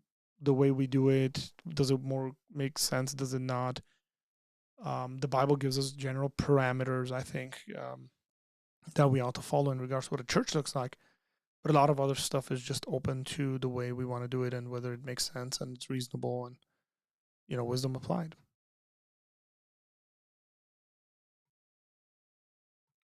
Simple as that.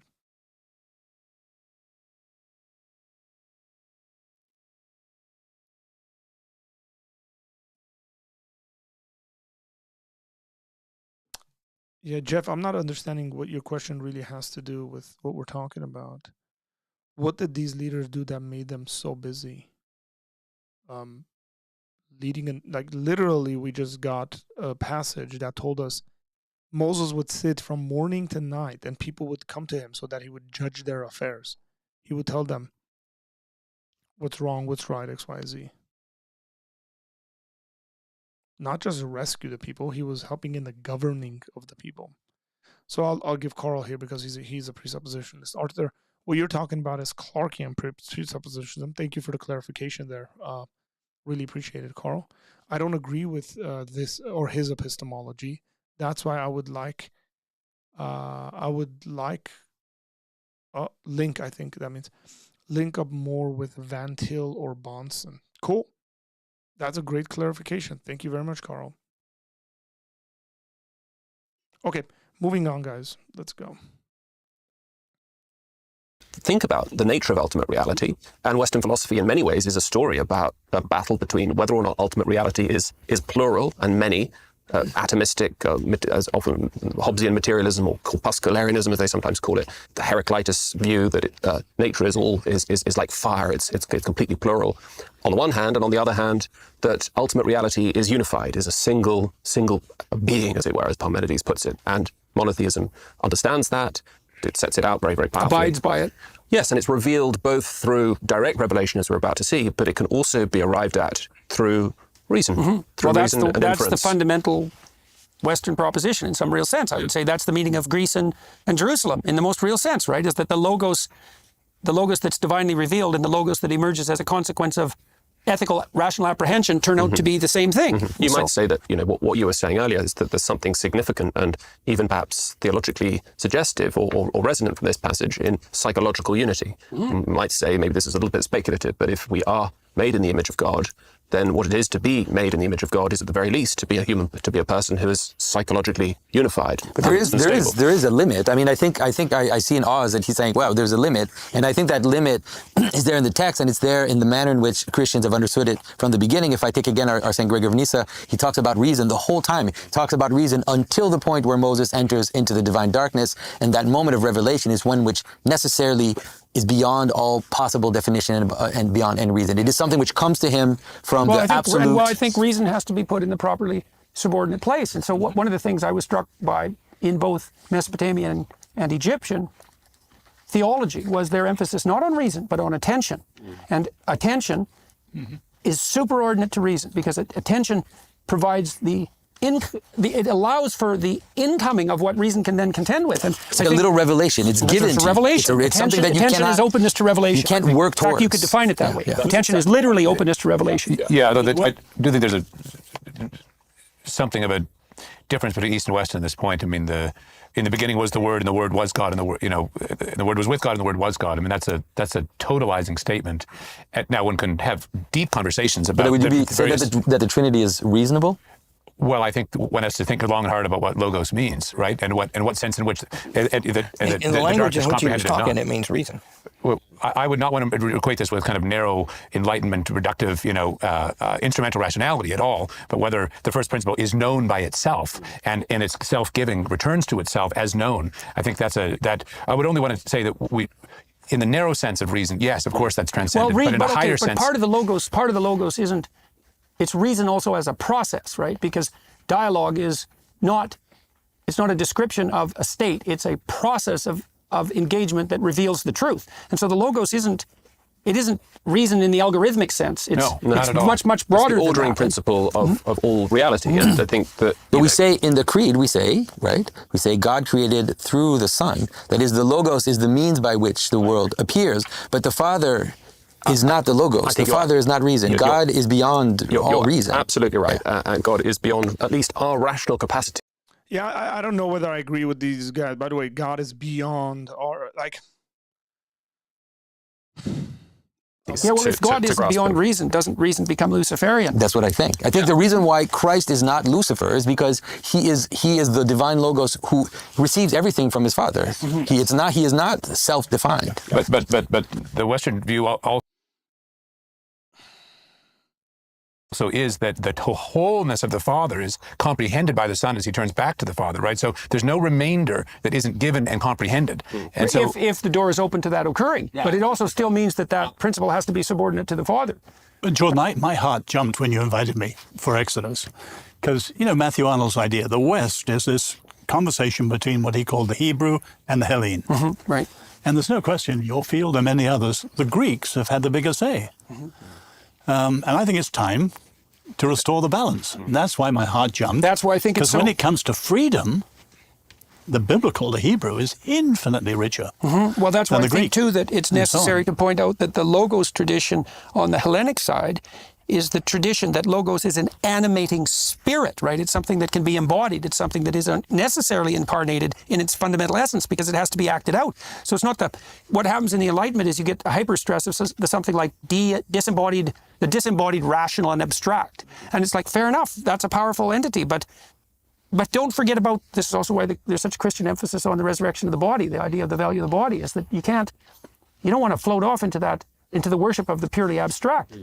And so, But I think Oz is trying to, I think you should finish your point, because I think you're trying to make a point rather about this experience of God as this revelation from beyond that Moses' experienced as a unique moment. I think you should finish your point. Well, no, as monotheism comes from the initiative of God. Yeah, I think that's Not because we've needed to invent it and the other systems didn't work, this one's better. No. I am who I am, I will be who I will be, etc. It all comes from that encounter with God. And that's why Well, it's because it's true. That's just the simplicity of it. It's true. We discovered monotheism. We didn't invent it or create it. That makes sense. People would understand it. I think this whole conversation they just had about logos and stuff like that, I don't think it's such a theological conversation and such a philosophical conversation about God is beyond reason. I don't like that kind of language. God is the most reasonable. I think they would agree with that. Reason progresses from God. God won't do anything that is self-contradictory, if we want to think of it in those terms. I think they would agree with it. I just don't think they're communicating it well for some awkward reason. Cha-ching. Whatever. It is a sickness. Right? This is a sickness of the highest order. And so what I would just say is maybe there's some theological influences. Maybe there's a conflict between being Orthodox, Jonathan, and I think I keep forgetting his name, guy sitting next to him. He might be Catholic, and there might be a disagreement as to like the progression of the Spirit and the way they formulate the Trinity and stuff like that. And that might be where the conflict lies. No, he did. Yes, and I think they're miscommunicating here when this come. He's not saying reason is Satan. He's saying without God, it's Luciferian, which I don't, again, know what it means. I have no idea. I'm just going to leave it for where it is. I think it's incorrect. admire my background in sociology. You can use psychology or sociology. It interprets, explains a huge amount. But at the end of the day, God says. That's how we come to faith. Short of that, you think of that as that manifestation of something like a pre-existent implicit pattern. That's the revelation. It's even more than that. In the sense of God, we're dealing with the notion that it is even beyond pattern. What we're talking about is the infinite source of all things, as revealed Himself to Moses. And that first comes from above. Just in the same way that in creation, the movement starts with God, And we say as Christians, we believe also that grace comes first, right? It's like no matter what you do, without the grace of God, you won't do anything. So it has to flow down from above. And I think Oz, like in defense of Jordan, I think that because I've been working with Jordan for a very long time, and I understand what he's doing.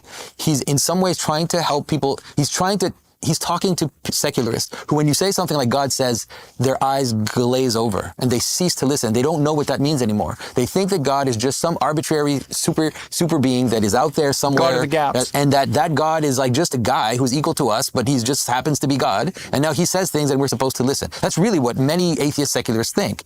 But I think to be able to link this to the fact that it reveals a structure of reality that we encounter at every level, whether it is psychology, whether it is science, whether it is sociology, that although we should say exactly what you said, which is that God says, and that is what lays everything out, just like in Genesis, that we're at a point where people don't even know what that means. So we have to be able to build it in their perception from the bottom up and to say, well, if you think that this works this way, you can't have it without the exact same story that we're being told in Exodus. And to lead people slowly, dimly, kind of grasping toward a moment where they'll say something like, we can't do any of. I know what this is talking about. If we're talking, I know I talk a lot on campuses. And I never begin that way. I actually begin very close to Genesis. It's the argument from the necessity of the alternative. Mm-hmm. Right.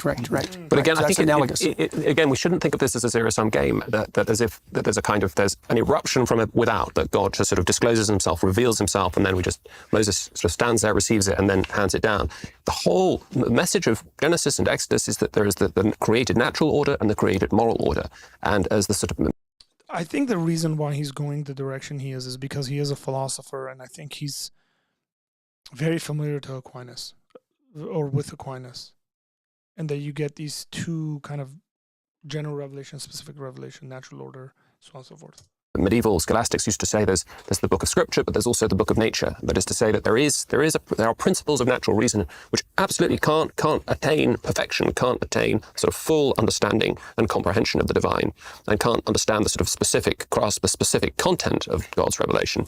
But as it were, there's natural reason can prepare the way. Well, also because God created natural reason. Exactly. It's actually the way That's in my which only God point. made us. Yeah. So it's not like we're completely blind and stupid until. So don't you? I mean, when you're starting with young people, don't you start with something that's obvious to them that it's true, and then work from there? So like, there's a lot of things we know. We know that we're more capable, better than dogs, right? Although some dogs are better than some people, and we know that, right? And so what's higher about us? And then imagine that perfected. I think that's C.S. Lewis's argument for God that he makes over and over, and it's also all over Thomas Aquinas. And that means that there seems to be an order of the beings, and it seems to go up.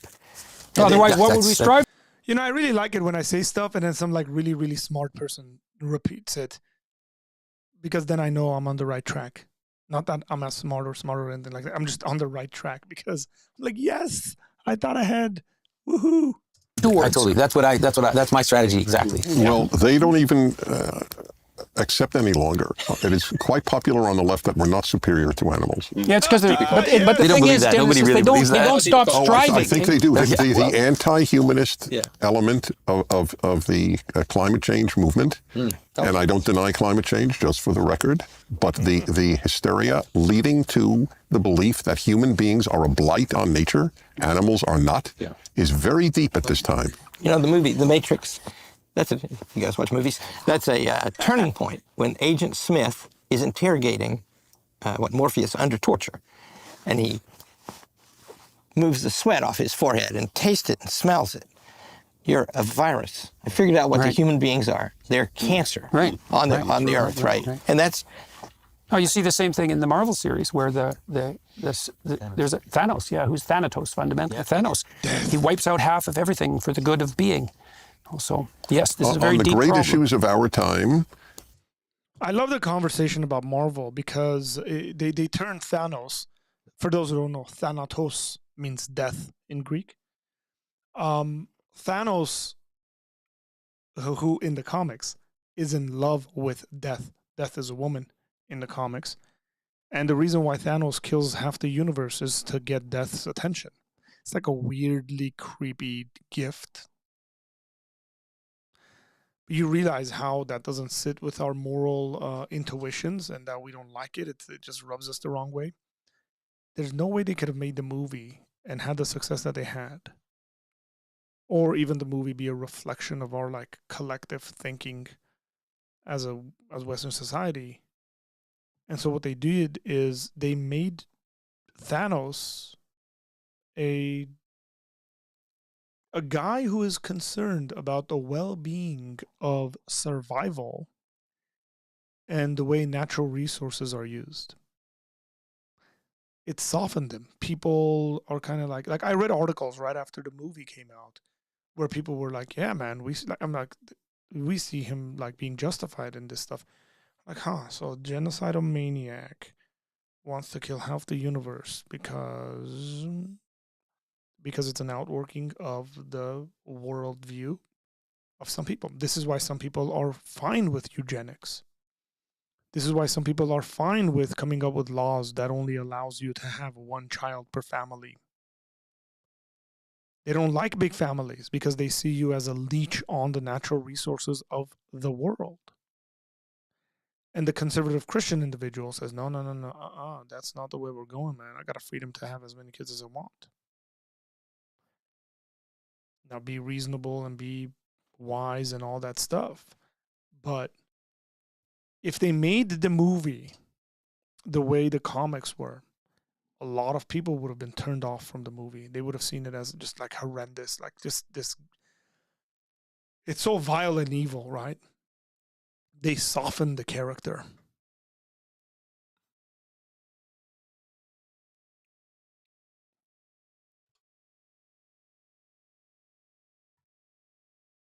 I am certain that it's not a matter of faith. I am logically, rationally certain that in America at least, and probably in the West generally, as a generalization with acknowledged exceptions, religious people are far more rational than the radically secular.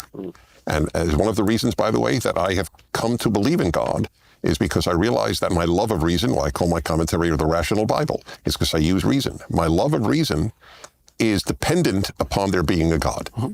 Well, Jung, one of the things that really struck me about Jung, and it was a surprise to me when I encountered it, was his insistence in some sense that Catholicism, he just used that as an example, he said, that's as sane as people get. Everything other than that is way worse. And so, despite its peculiarities and eccentricities and medieval madness and all Voltaire, of that. the great atheist, said, I'm an atheist, but frankly, I hope my wife, my butler, my driver, and everyone I work with believes in God. Yeah, very funny, very funny. All right. In the 3rd month, when the children of Israel were gone forth out of the land of Egypt, the same day came they into the wilderness of Sinai, for they departed from Rephidim and were come to the desert of Sinai, and had pitched in the wilderness. And there Israel camped before the mount. And Moses went up unto God, and the Lord called him out of the mountain, saying, Thus shalt thou say to the house of Jacob, and tell the children of Israel, You've seen what I did to the Egyptians, and how I bare you on eagle's wings, way above everything where he could see, and brought you unto myself. Now, therefore, if you will obey my voice indeed, and keep all my covenant, then ye shall be a peculiar treasure unto me above all people. An argument against unconditional love, which I know it's one of the least popular positions I take. I don't see a biblical basis for unconditional love, at least not in the Old Testament. And here is a perfect example. If you will follow me, you shall be my. So this has nothing to do. Genesis confusing God's unconditional love versus covenantal relationships. I hope Oz gets in on this.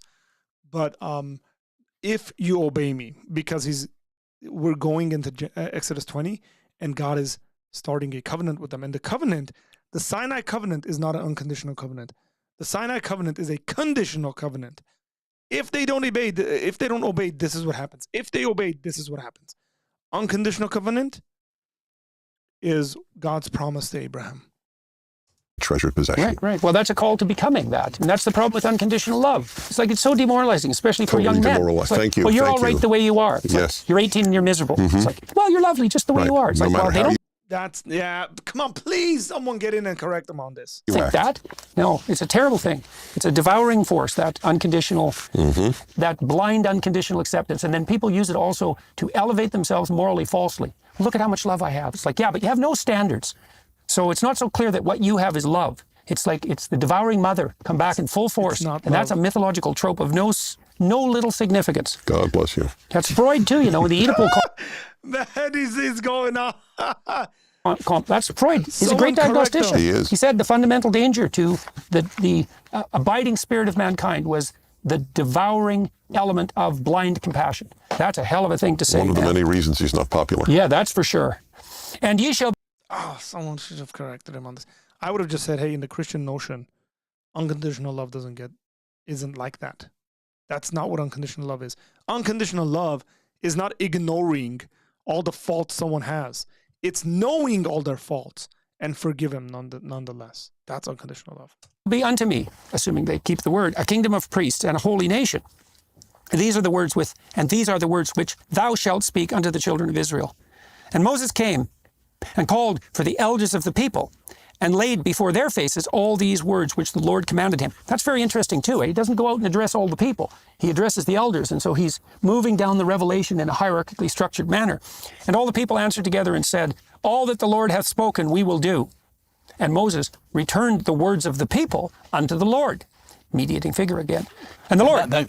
Those words come 3 times, and that's literally the origin of the consent of the governed.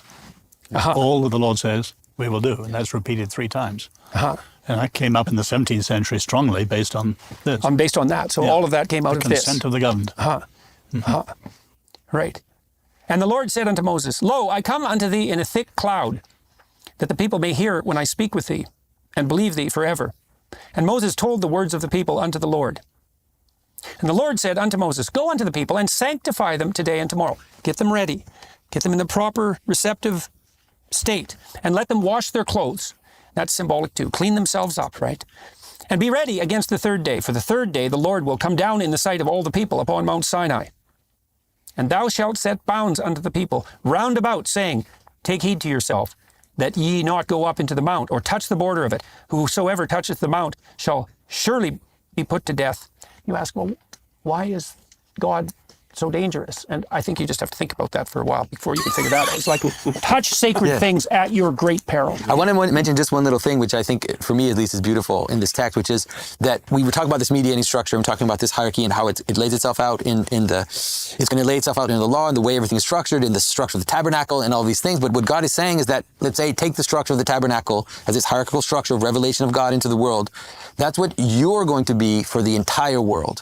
So what you're going to have within Israel, the priests, and the people coming to bring sacrifice and everything, you as a people are going to be the very thing. So it's a fractal structure all the way through. You're going to be that for the world. For and all it has the world to is start mine. somewhere. Because God doesn't say, he's saying it right here, right at the beginning of the covenant. He says, it's not just Israel that's mine. He says, the whole world is mine. But this is how I'm going to do it. I'm going to do it in a way that will lay itself out through mediations, and Israel will play that role for the entire world. So now it's been... Israel's the sacrificial firstborn of the nations. Or at least it's presented as a nation. It's a nation of priests. I think that was the plan. I mean, you guys probably covered all this better than I can, but I'll just say, isn't this a cosmic drama? This whole book, right? This is God revealing himself. Sometimes he takes over both ends of the conversation in a conflict to maneuver things into a tremendous display, right? And then the rest of the Bible, that's rehearsing. When the Jews remember who they are, they always rehearse these facts. I did these things so you can see who I am. And that's it. And it still didn't work. Well, it's not over yet. And also Nobody said it except the Jewish guy. He's like, yeah, we were bad at it. he says all the way along, it won't. Yeah, well, it's a real struggle, right? It's a real struggle. Yeah. Struggle and maybe it's with not God, even, that's maybe what it's not Israel even a means. foregone conclusion. That's right. What did you say? That's what Israel means what? Struggle with God. Yeah, we who struggle with God, we who wrestle with God. That's so interesting too, because it means that the state that's the savior, in some sense, is composed of those people who are wrestling with the weightiest moral issues. And it's the wrestling that's actually the process, that's where the divinity resides, is in the wrestling. That's so interesting that it's in the process. That's why the logos and dialogue is so important, because that's all part of that process of wrestling with God. If America had to be renamed by the founders, I'm just thinking now, it should have been renamed in the light of struggle with God, Israel, struggle with the state. That's what America was founded to be, a struggle with the state.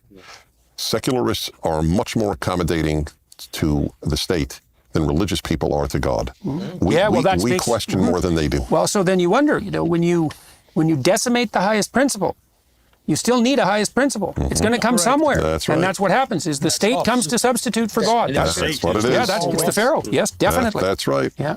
Bring me back to Egypt. So don't be saying that you don't have a highest ordering principle. It's so interesting that the secularist types turn so rapidly. You see this with the humanists. It's like, oh, now your God's the state. So you don't have God. It's like, yes, you do. Yeah, we were just talking the Pharaoh. We were talking this morning, Jordan, about the cult of reason that was set up in Notre Dame in the wake of the French Revolution. An actual cult with all kind of religious symbolism and kind of liturgies and a kind of focal point. And it's just an extraordinary image that atheism produced is almost immediately a kind of... what was it, Temple of Atheism? Was that what he called it? Culte de la raison. And that was set up in the Notre Dame Cathedral, of all places. full of reason, yeah. I think it was Chesterton who said that the definition of the madman is not the person who's lost his reason, but who's lost everything except his reason.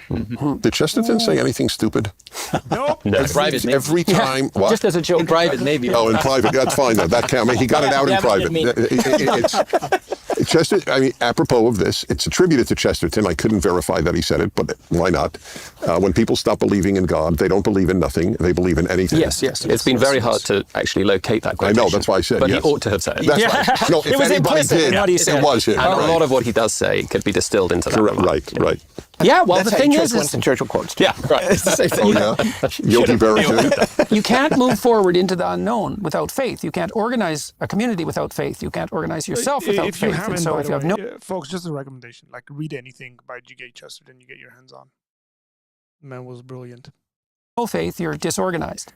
And so if you do organize yourself, then you have faith in something. And if it's not God, then you have to ask, okay, then what is it? Right. What is it? And that's the blindness of the atheist. It's like, They well, say now your so God's their answer implicit. is science. Yeah. That's what they Yeah, answer. well, as if good science luck with tells me that. not to murder Yeah. or not to steal something else. or to love my neighbor. What are they talking about when they say science? How could that, what is the moral will of science? Right. Science is necessarily subordinate to the ethic of inquiry. Yeah. All right. There shall not a hand touch it, but he shall surely be stoned. So you keep your paws off the sacred mount. That's basically the idea. Or shot through, whether it be beast or man, it shall not live. When the trumpet soundeth long, they shall come up to the mount. And Moses went down from the mount unto the people and sanctified them. And they washed their clothes. And he said unto the people, be ready against the third day. Come not at your wives. So part of that process of sanctification is to control yourself for a while in the presence of the sacred. And it came to pass on the third day in the morning that there were thunders and lightnings and a thick cloud upon the mount, and the voice of the trumpet exceeding loud, so that all the people that was in the camp trembled. So the revelation from above is preparing itself. Great imagery here. And Moses brought forth the people out of the camp to meet with God, and they stood at the nether part of the mount. And Mount Sinai was altogether on a smoke, like a volcano, because the Lord descended upon it in fire. And the smoke thereof ascended as the smoke of a furnace, and the whole mount quaked greatly. And when the voice of the trumpet sounded long and waxed louder and louder, Moses spake, and God answered him by a voice. And the Lord came down upon Mount Sinai, on the top of the mount, the peak of the pyramid, right? On the top of the mount. And the Lord called Moses up to the top of the mount, and Moses went up. So remember now that everybody else, no one can touch the mountain. Everybody else who touches the mountain is killed. But Moses is called up. Right to the top. To the very top. Right. Yeah. That's quite a day for poor old Moses. And the Lord said unto Moses, go down, charge the people, lest they break through unto the Lord to gaze, and many of them perish. And the priests also, which come near to the Lord, sanctify themselves, lest the Lord break forth upon them. I think I mentioned in the seminar already one of Jung's dictum, which I just love. It was so enlightening to me. He said the purpose of religious practice is to stop people from having religious experiences. So it's a container, right, to stop that. Mediate is a better word. Mediate. It is. It was a joke. I mean, he didn't make jokes that often, but that was one, and it's a good joke. It's like, and no wonder. It's like, you want to have a religious experience, do you? Really? You really want that? Is Jordan It's like, trying to convert the rest of you to Young? only implicitly. He hid the fact that he was a Christian. You said poor old Even from Moses, himself. so I have an interesting thought or question, really. I think about this a lot, and I don't have an answer. I think most people think, it's back to this miracle idea, but that if they had regular communion, definitive, and it wasn't in a dream, but as man speaks to man face to face, so Moses spoke to God, don't most of us think if we had that, how happy we would be? But I don't know if Moses was all What's that happy. left of you would be happy. It's a little pile of dust about this high. It's Right, like, well, yes, that's if we saw all God, the we rest would is burned away. disintegrate. All right. Yeah, it's but the burning away part is the annoying part. But it is an interesting question. Why wasn't he happier? Even he wasn't allowed into the promised land, and it's a great lesson. None of us gets into our promised land, and I find great comfort in that. Yeah. But nevertheless, it is an interesting question for all of us who sort of bank everything on relationship with God. And as important as that is, it's not everything. It was a Protestant pastor whom I can never find his name, but when I cite it, I say it's not my own point. When God says it is not good for man to be alone with regard to Adam, some unknown pastor made this point. What was he saying? Among other things, I am not enough. Adam knew God. God spoke to Adam. And he's announcing it is not good for man to be alone. Well, he had God. And a lot of religious people think, oh, if I have God, I have everything. You have the most important thing, but you still don't have everything. We need each other. We need humans. There's not much reason for the creation otherwise. That's right. Perfect. Yeah, I see a lot of Protestants, actually, evangelicals, in naivety making statements like that, like all I need is God. And they need to qualify that. All I need is God. Towards what end? For what? That's all. That's the question. That's all you need to answer in regards to what Dennis Prager is talking about. All I need is God for salvation. Because all I need is God for anything else doesn't make sense. All I need is God for learning how to raise children is not enough. You need children. All I need is God for relational, romantic intimacy is not enough. You need a romantic partner. That's just the reality of it. And people make these overarching statements that sound so spiritual. And it could be just completely torn to pieces by one good question. For what? What are you trying to say? If all you need is God, then God wouldn't have created those things. God wouldn't have given you those good gifts. So God clearly thinks you need these things additionally to him.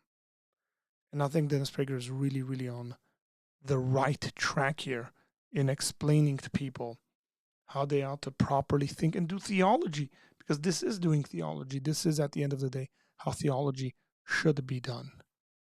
Ask the right questions, ladies and gentlemen. That's exactly right. Yeah. So, and the priests also, which come near to the Lord, sanctify themselves, lest the Lord break forth upon them. And Moses said unto the Lord, the people cannot come up to Mount Sinai, for thou chargest us, saying, set bounds about the mount, and sanctify it. And the Lord said unto him, away, get thee down, and thou shalt come up, thou and Aaron with thee. But let not the priests and the people break through to come up unto the Lord, lest he break forth upon them.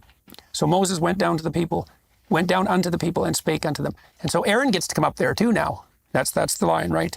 And Aaron with thee. So the mediator, the political mediator to the people, is also, in this situation, allowed into the presence of God. As long as he's in also the helper. presence of... I mean, that's the way I tend to see Aaron as like the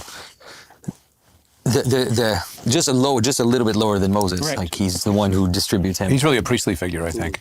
Because Moses at this point is like beyond a priest. Like he's right. I mean, he's not a prophet. He's yeah, not exactly. a mediator. And he's Aaron's Aaron's line will become the priestly high line. priest. He becomes the high priest. But Moses is beyond that. But he's being positioned for that. Yeah. All right, so on to Exodus 20. Now, I'm going to start by just reading through all of it, and then we'll recapitulate where we've been as we're drawing to a close, the first half of the Exodus seminar, and then we can pick up with a detailed discussion of the law. And we'll do that when we reconvene in January, and that'll be part 2 of this seminar. And so let's walk through this. So God has revealed himself on the mount in thunder and lightning and drama, and now the revelation is being differentiated and made into words. And God spake all these words, chapter 20, verse 1. And God spake all these words, saying, I am the Lord thy God, which have brought thee out of the land of Egypt, out of the house of bondage.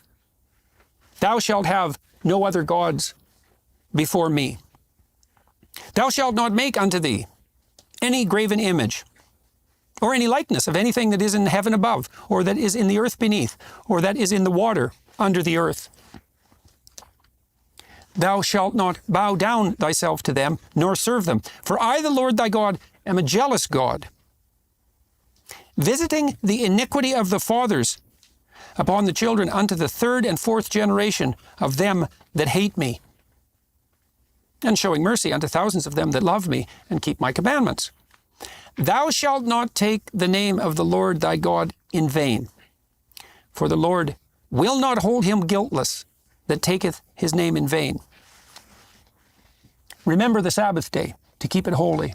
6 days shalt thou labor, and do all thy work. But the seventh day is the Sabbath of the Lord thy God. In it thou shalt not do any work, thou, nor thy son, nor thy daughter, thy manservant, nor thy maidservant, nor thy cattle, nor thy stranger that is within thy gates. For in 6 days the Lord made heaven and earth, the sea, and all that is in them, and rested the seventh day. Wherefore the Lord blessed the Sabbath day and hallowed it. Honor thy father and thy mother, that thy days be long upon the land which the Lord thy God giveth thee. Thou shalt not kill. Thou shalt not commit adultery. Thou shalt not steal. Thou shalt not bear false witness against thy neighbor. Thou shalt not covet thy neighbor's house. Thou shalt not covet thy neighbor's wife, nor his manservant, nor his maidservant, nor his ox, nor his ass, nor anything that is thy neighbor's. And all the people saw the thunderings and the lightnings and the noise of the trumpet and the mountain smoking. And when the people saw it, they removed and stood far off. And they said unto Moses, Speak thou with us, and we will hear. But let not God speak with us, lest we die. And Moses said unto the people, Fear not, for God is come to prove you, and that his fear may be before your faces, that ye sin not. And the people stood afar off. And Moses drew near unto the thick darkness where God was. And the Lord said unto Moses, Thus thou shalt say unto the children of Israel, Ye have seen that I have talked with you from heaven. Ye shall not make with me gods of silver, neither shall you make unto you gods of gold. An altar of earth thou shalt make unto me, and shalt sacrifice thereon thy burnt offerings, and thy peace offerings, thy sheep, and thine oxen. In all places where I record my name, I will come unto thee, and I will bless thee. And if thou wilt make me an altar of stone, thou shalt not build it of hewn stone. For if thou lift up thy tool upon it, thou hast polluted it. Neither shalt thou go up by steps unto mine altar, that thy nakedness be not discovered thereon. Well, that's Exodus 20, and that brings us to the close of the first half of this seminar. And so we might recapitulate where we've been. Well, we've been studying, and please don't hesitate to jump in, gentlemen. We've been studying the great book of Exodus. It begins in the kingdom of stone in Egypt. And the Israelites, who are those who struggle with God, are laboring under the dominion of the Pharaoh. And that's posited in the narrative as something that is not meet and good in and of itself. And so that's the first moral claim in some sense of the Exodus book, is that the proper place for those who struggle with God and who are thereby favored by God is not under the dominion of a secular authority, a tyrannical secular authority. That is not the proper place to dwell. And that the Spirit of God itself is that which opposes the dominion of the ultimate secular authority properly, and more, that calls to those who struggle with God, even against their own fear, even against their own sense, in some sense, that they're to take the risk and to move out of the tyranny into the wilderness of God.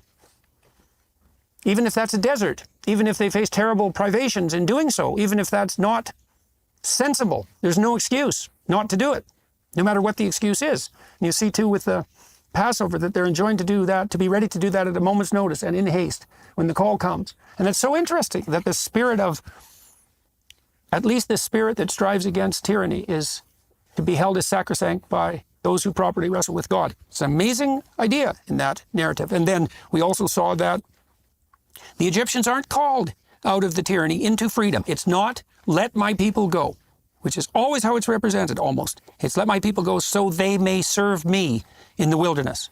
That's a good point. And so after great resistance on Pharaoh's part and much hemming and hawing on the part of the Israelites, they're encouraged to depart. And they don't go from Egypt to the promised land. They go from Egypt to the desert. And And the desert's a terrible place. Even before they get to the desert, they're threatened by the resurgence of pharaonic might and the probability that they're all going to die as a consequence of their presumption that freedom should be sought. And even in that situation, what's held up in the highest place is the spirit that calls them forward. And then they end up in the desert and begin to organize themselves. And they organize themselves first dangerously under the sole dominion of Moses, and they're warned against that. And then they're enjoined to produce a hierarchical state, and then to prepare themselves for the revelation of the law. And then God organizes himself on the mountain. They come to the foot of the mountain. That's a symbol, at least in part, of the structuring of the proper hierarchy between heaven and hell. God prepares himself in thunder and lightning to reveal the nature of the divine law. And then he calls Moses and reveals the law. And then Moses describes it to the people, and that's really where we're at now. We'll pick up in a few months with a walkthrough of each of the commandments, because each of them deserve their careful attention. There's one more thing I think that Audrey brought up, which is very important in this case, is that this is done through, it's almost, you can think of it almost like a relationship between God and his bride would be a way to think of it, where there's a consent, that God doesn't just impose himself. He will, like, it will become difficult for the Israelites, but it's because, do you want to do this? Like, do you want to worship me and to be my people? And the answer was yes. Mm-hmm. And so that is this beautiful. It has to be voluntary. It has to be voluntary. And it really is, like, from the beginning of Scripture, the difference between God did not create us as robots. God created, and that's even why Adam and Eve can fall in the garden, is because God wants our consent. It's a call. That's a call. It's a call. Yeah. Okay, and the desire on the part of the Spirit that's calling people out of tyranny is the desire for voluntary movement out of tyranny. Has to be answered. Right. Oz, anything to say to wrap up? I think we've come to the heart of it. Yeah. The Jewish notion, liberation, the covenant, and I love the fact that the Torah, people say the law, and it is law. But actually, doesn't it mean instructions? Yes. That's what it means. And I think sort of operating instructions. Right? It's a rather than it's a word closer to wisdom. You know, the word law is so often legalism. Right. No, it's not inhibition coercion. rather than. There's the consent, and it's wise operating. More like rules of a game than things you can't do. Yeah, rules of the proper game. But then the big mystery one, the third one, the tent of meeting, and how we in our lives live meeting with God. That's the question you raised, Dennis. James? Well, I might just say that really what we've come, as Oz says, to the heart of the matter, as we might say, right at the top of the mountain, an appropriate place for a cliffhanger, you might say. And it's God speaking. The chapter opens God speaking all these words, and I think we're meant to think back immediately to the beginning of Genesis. Mm-hmm. We're invited, I think, again, I've said this before in the seminar, Jonathan said it a number of times, that we're invited to see creation through, as it were, two lenses, as a kind of stereoscopic sound, that there's the order of nature that God brings into being in Genesis, and then he is, as it were, revealing and bringing, casting into relief the moral reality, the fabric of moral reality. These two are together. Science, as we might think, uncovers the natural world, and morality, the conscience, discerns the fabric of moral reality. And so I think... So you have here, too, with God using the word on Mount Sinai, the use of the word to bring into being, out of the potential of the Israelites, the order that is good. That's right. That pertains to the operating principle idea, too. Yeah, it's speech, logos, that is the animating principle. And of course, for Christians, that has profound Christological resonances. And that is what I think the opening of the Gospel of John is recapitulating, not just the opening of Genesis, but the opening of this chapter, too. Yeah. Larry? This is the God who claims to be the one God and the maker of everything. And this is the greatest revelation I know of what our relations with him might be like if we meet up. That's, for Christians, that's amplified and deepened in the New Testament. But here, this is just awesome. And it's awkward. It's difficult right from the start. And the reason is we're meeting perfection, and it pleased him to make us, and we're not perfect. Pleased him to make us imperfect so that we could judge and be a different kind of relation to him than anything else. And so how this all works is getting worked out here for the first time. Could I add something? Yes. You know, Rodney Stark says monotheism, the single most innovative idea in human history. And about the same time, Gore Vidal gave a lecture at Harvard and said that monotheism is the great unmentionable evil at the heart of the American experiment. And you have these dramatically different views. Yeah, well, if you confuse monotheism with domination and power, then that's exactly what you do. That's what you present. But for him, any idea like that, is wrong. Anything that challenges I think we have the stark choice. Yep, yep. Dennis? To 3 quick points. Your point about it is not just liberation, it is so that they will serve me, worship God. So I don't think this is well known to anyone outside of Judaism unless they're truly a student of the Bible. There is one of the 613 laws of the Torah is that the Jew must count with a blessing using God's name every day from the first night of Passover until Pentecost, the receiving of the law. That's 49 days. It's 7 weeks. That's why the holiday is called weeks. Pentecost means, I think, in Greek, what is it, 50 days? Is it right? So it's the 50th day. In other words, getting out of Egypt without going to Sinai is useless. So that's just stuck in the desert. Just stuck in the perfect. Stuck in the desert. Yeah, Point number 2 is a downer. It is terribly painful to me that the Bible is not taught outside of narrow religious circles anymore. You couldn't. We're doing something about that. We right are now. indeed. We are indeed. God bless you. That's right. Amen. You know that you could not get a BA at Harvard until 1800 if you didn't know Hebrew. Isn't that amazing? And the third is sounds self-serving, but I'll risk it. If the things that I have said and others have said here move people, I hope they will read my commentary on the Torah, the Rational Bible. Exodus is one of the 3 volumes that are now out, and I pray to live through the next 5. Leviticus will be a very serious challenge. So people waiting for the next tranche of these seminars can do some background reading. That would be great. That'd be very useful. Thank you. Dr. Blackwood, what have you got to say?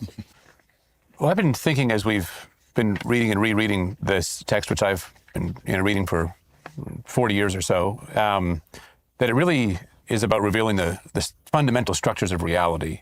And I think where I want to close this moment is with this profound image that it's in the wilderness that God is revealed. And I want to say that because I think we are living in a wilderness, the civic alienation and rising depression, broken families, a wasteland of architecture, failing things that with the individual and within our states and our world, the ideology of power that is so corrosive and destructive and demeaning and diminishing.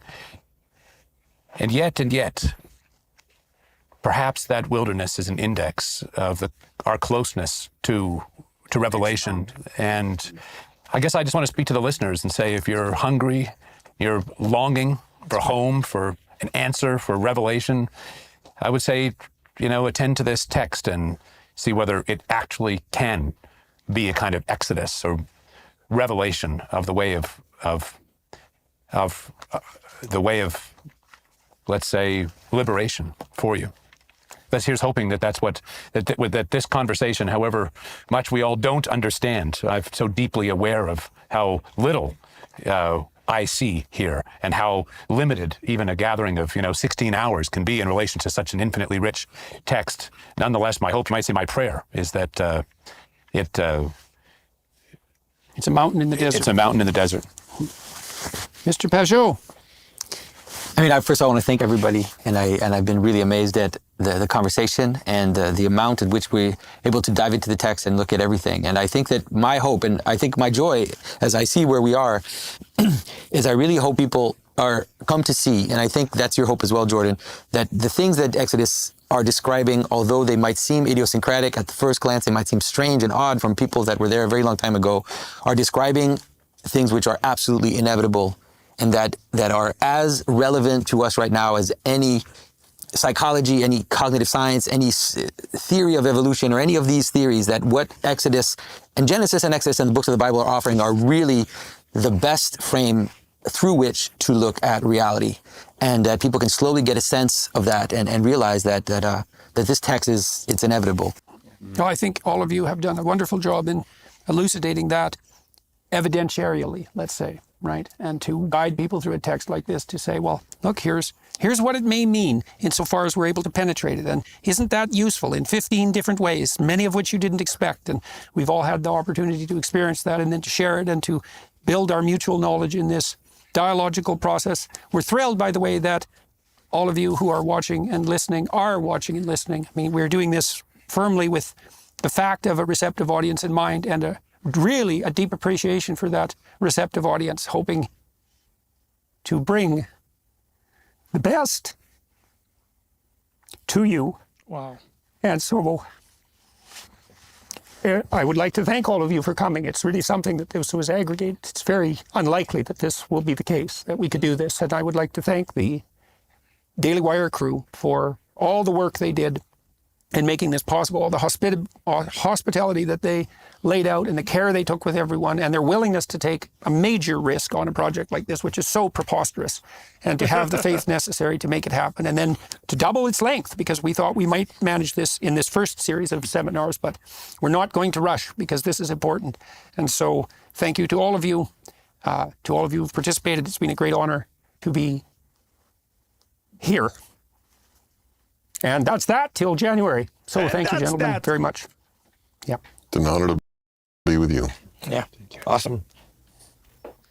I love it when Jordan Peterson says, and that's that. It's just great. And that's that. Well, and that's that, I guess, for today. Folks, I know some of you guys joined us late. Thank you for being here. Appreciate it. I'm going to answer a couple of the questions or comments that have come in towards the end of that conversation, and then we're going to call it a day. I still have 2 more episodes, I think, to catch up on. I don't know which one got released. I think 10 got released. 9 got released 9 days ago, or 7 days ago, which means 10 was released today. So we'll catch up on that if it has been released. I'm not very sure. I haven't checked up on what's going on. So in regards to the comment that God made us imperfect, Excellence put that out. He said, does God make us imperfect, or do we imperfect ourselves?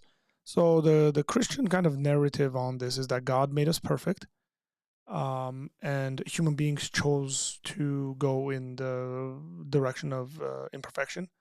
Nonetheless, the question always remains, well, God knew that they were going to choose that. Why create them in the first place? Which leads us down a theological kind of rabbit hole and a sidetrack, which I think is a reasonable and good conversation to be had.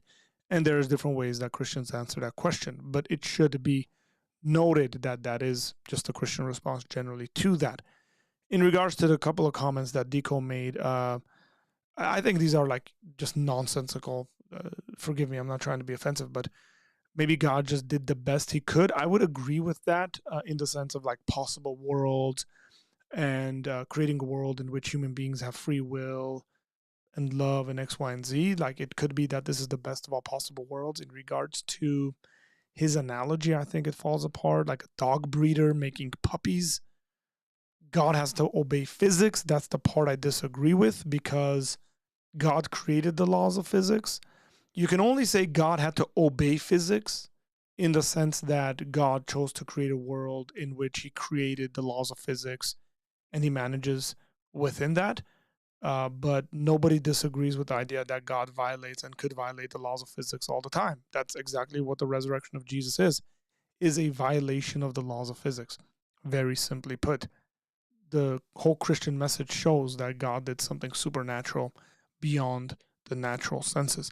So thanks for that comment, but that's just my commentary on that. Going back to what Excellent says, wouldn't God have made physics? Yes, God has made physics. And the Trinity is not subject to it. I think that's what it means by those 3 dots. And if our premise is us, the imperfect, meeting God, the perfect, God, doesn't that grant God being able to do anything? God can do anything. When we talk about God's omnipotence, omnipotence, all ability, God can do all things that are logically possible to be done. That is the traditional and the orthodox definition of omnipotence. Anybody that says otherwise is stepping outside of what is considered historically to be a definition of omnipotence, especially from the Christian perspective. And they would have to back that up as to why we should listen to them rather than the historical philosophers and theologians that have come before us. Saper, how you doing, brother? As relevant as cognitive psychology, doesn't Jordan Peterson think psychology is bunk? Jordan Peterson is a psychologist. No, he doesn't believe that. Not that I know.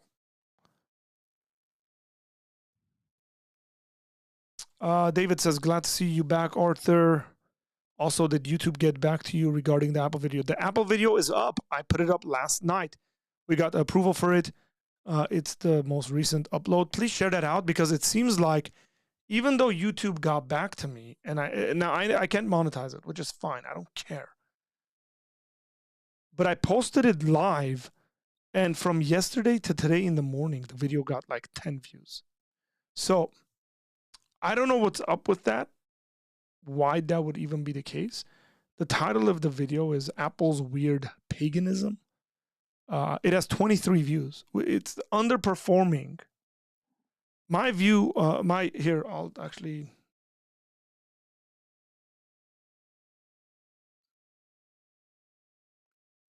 That's weird. It still says the copyright. It's public, but it says the copyright, whatever. They're still reviewing it. They can review it all they want. Here, I'll drop the link in the comments. Go check it out and share that video out, because I like that quite a bit. I think it's good. Get it some views, because I don't know what's going on here. Beyond me, I'm too small of a fish to know what's going on, David.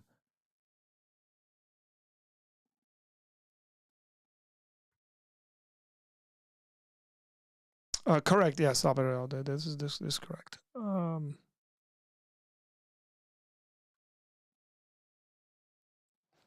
Arthur, it's true that there isn't a possible world in which God can do evil, correct? Correct. Yeah, I think that's a fair statement. So finally, just guys, in regards to the Apple video, I would love it if you share it on your social media platforms, or even on YouTube. You can share it out. That'd be great. And I would highly appreciate that, because I thought the comments were good, and then YouTube shut it down because of copyright stuff that Apple complained about. I went in there and edited it down and tried to get it approved, and they approved it. It just obviously took a number of days for them to get back, and then the whole kind of keynote, vibe is kind of killed. So it is what it is. So you guys sharing it out would be highly appreciated. Love you guys. Thank you very much. I'm glad to be back. Sorry for the voice. I'm still struggling. Voice, body hurts. It's fine. It's okay. I will see you guys tomorrow. It might be at 2:30. I got some Young Life stuff going on. Depending on when I get back, it might be 2. It might be 2:30. I might just, again, depending on the way this is, I'm learning as we go forth. I might push the Tuesday streams to like 3 or 4 p.m., depending on how things go. I'll let you guys know and keep you updated. With all that said, God bless you guys. Thanks for joining me today. I will see you guys tomorrow.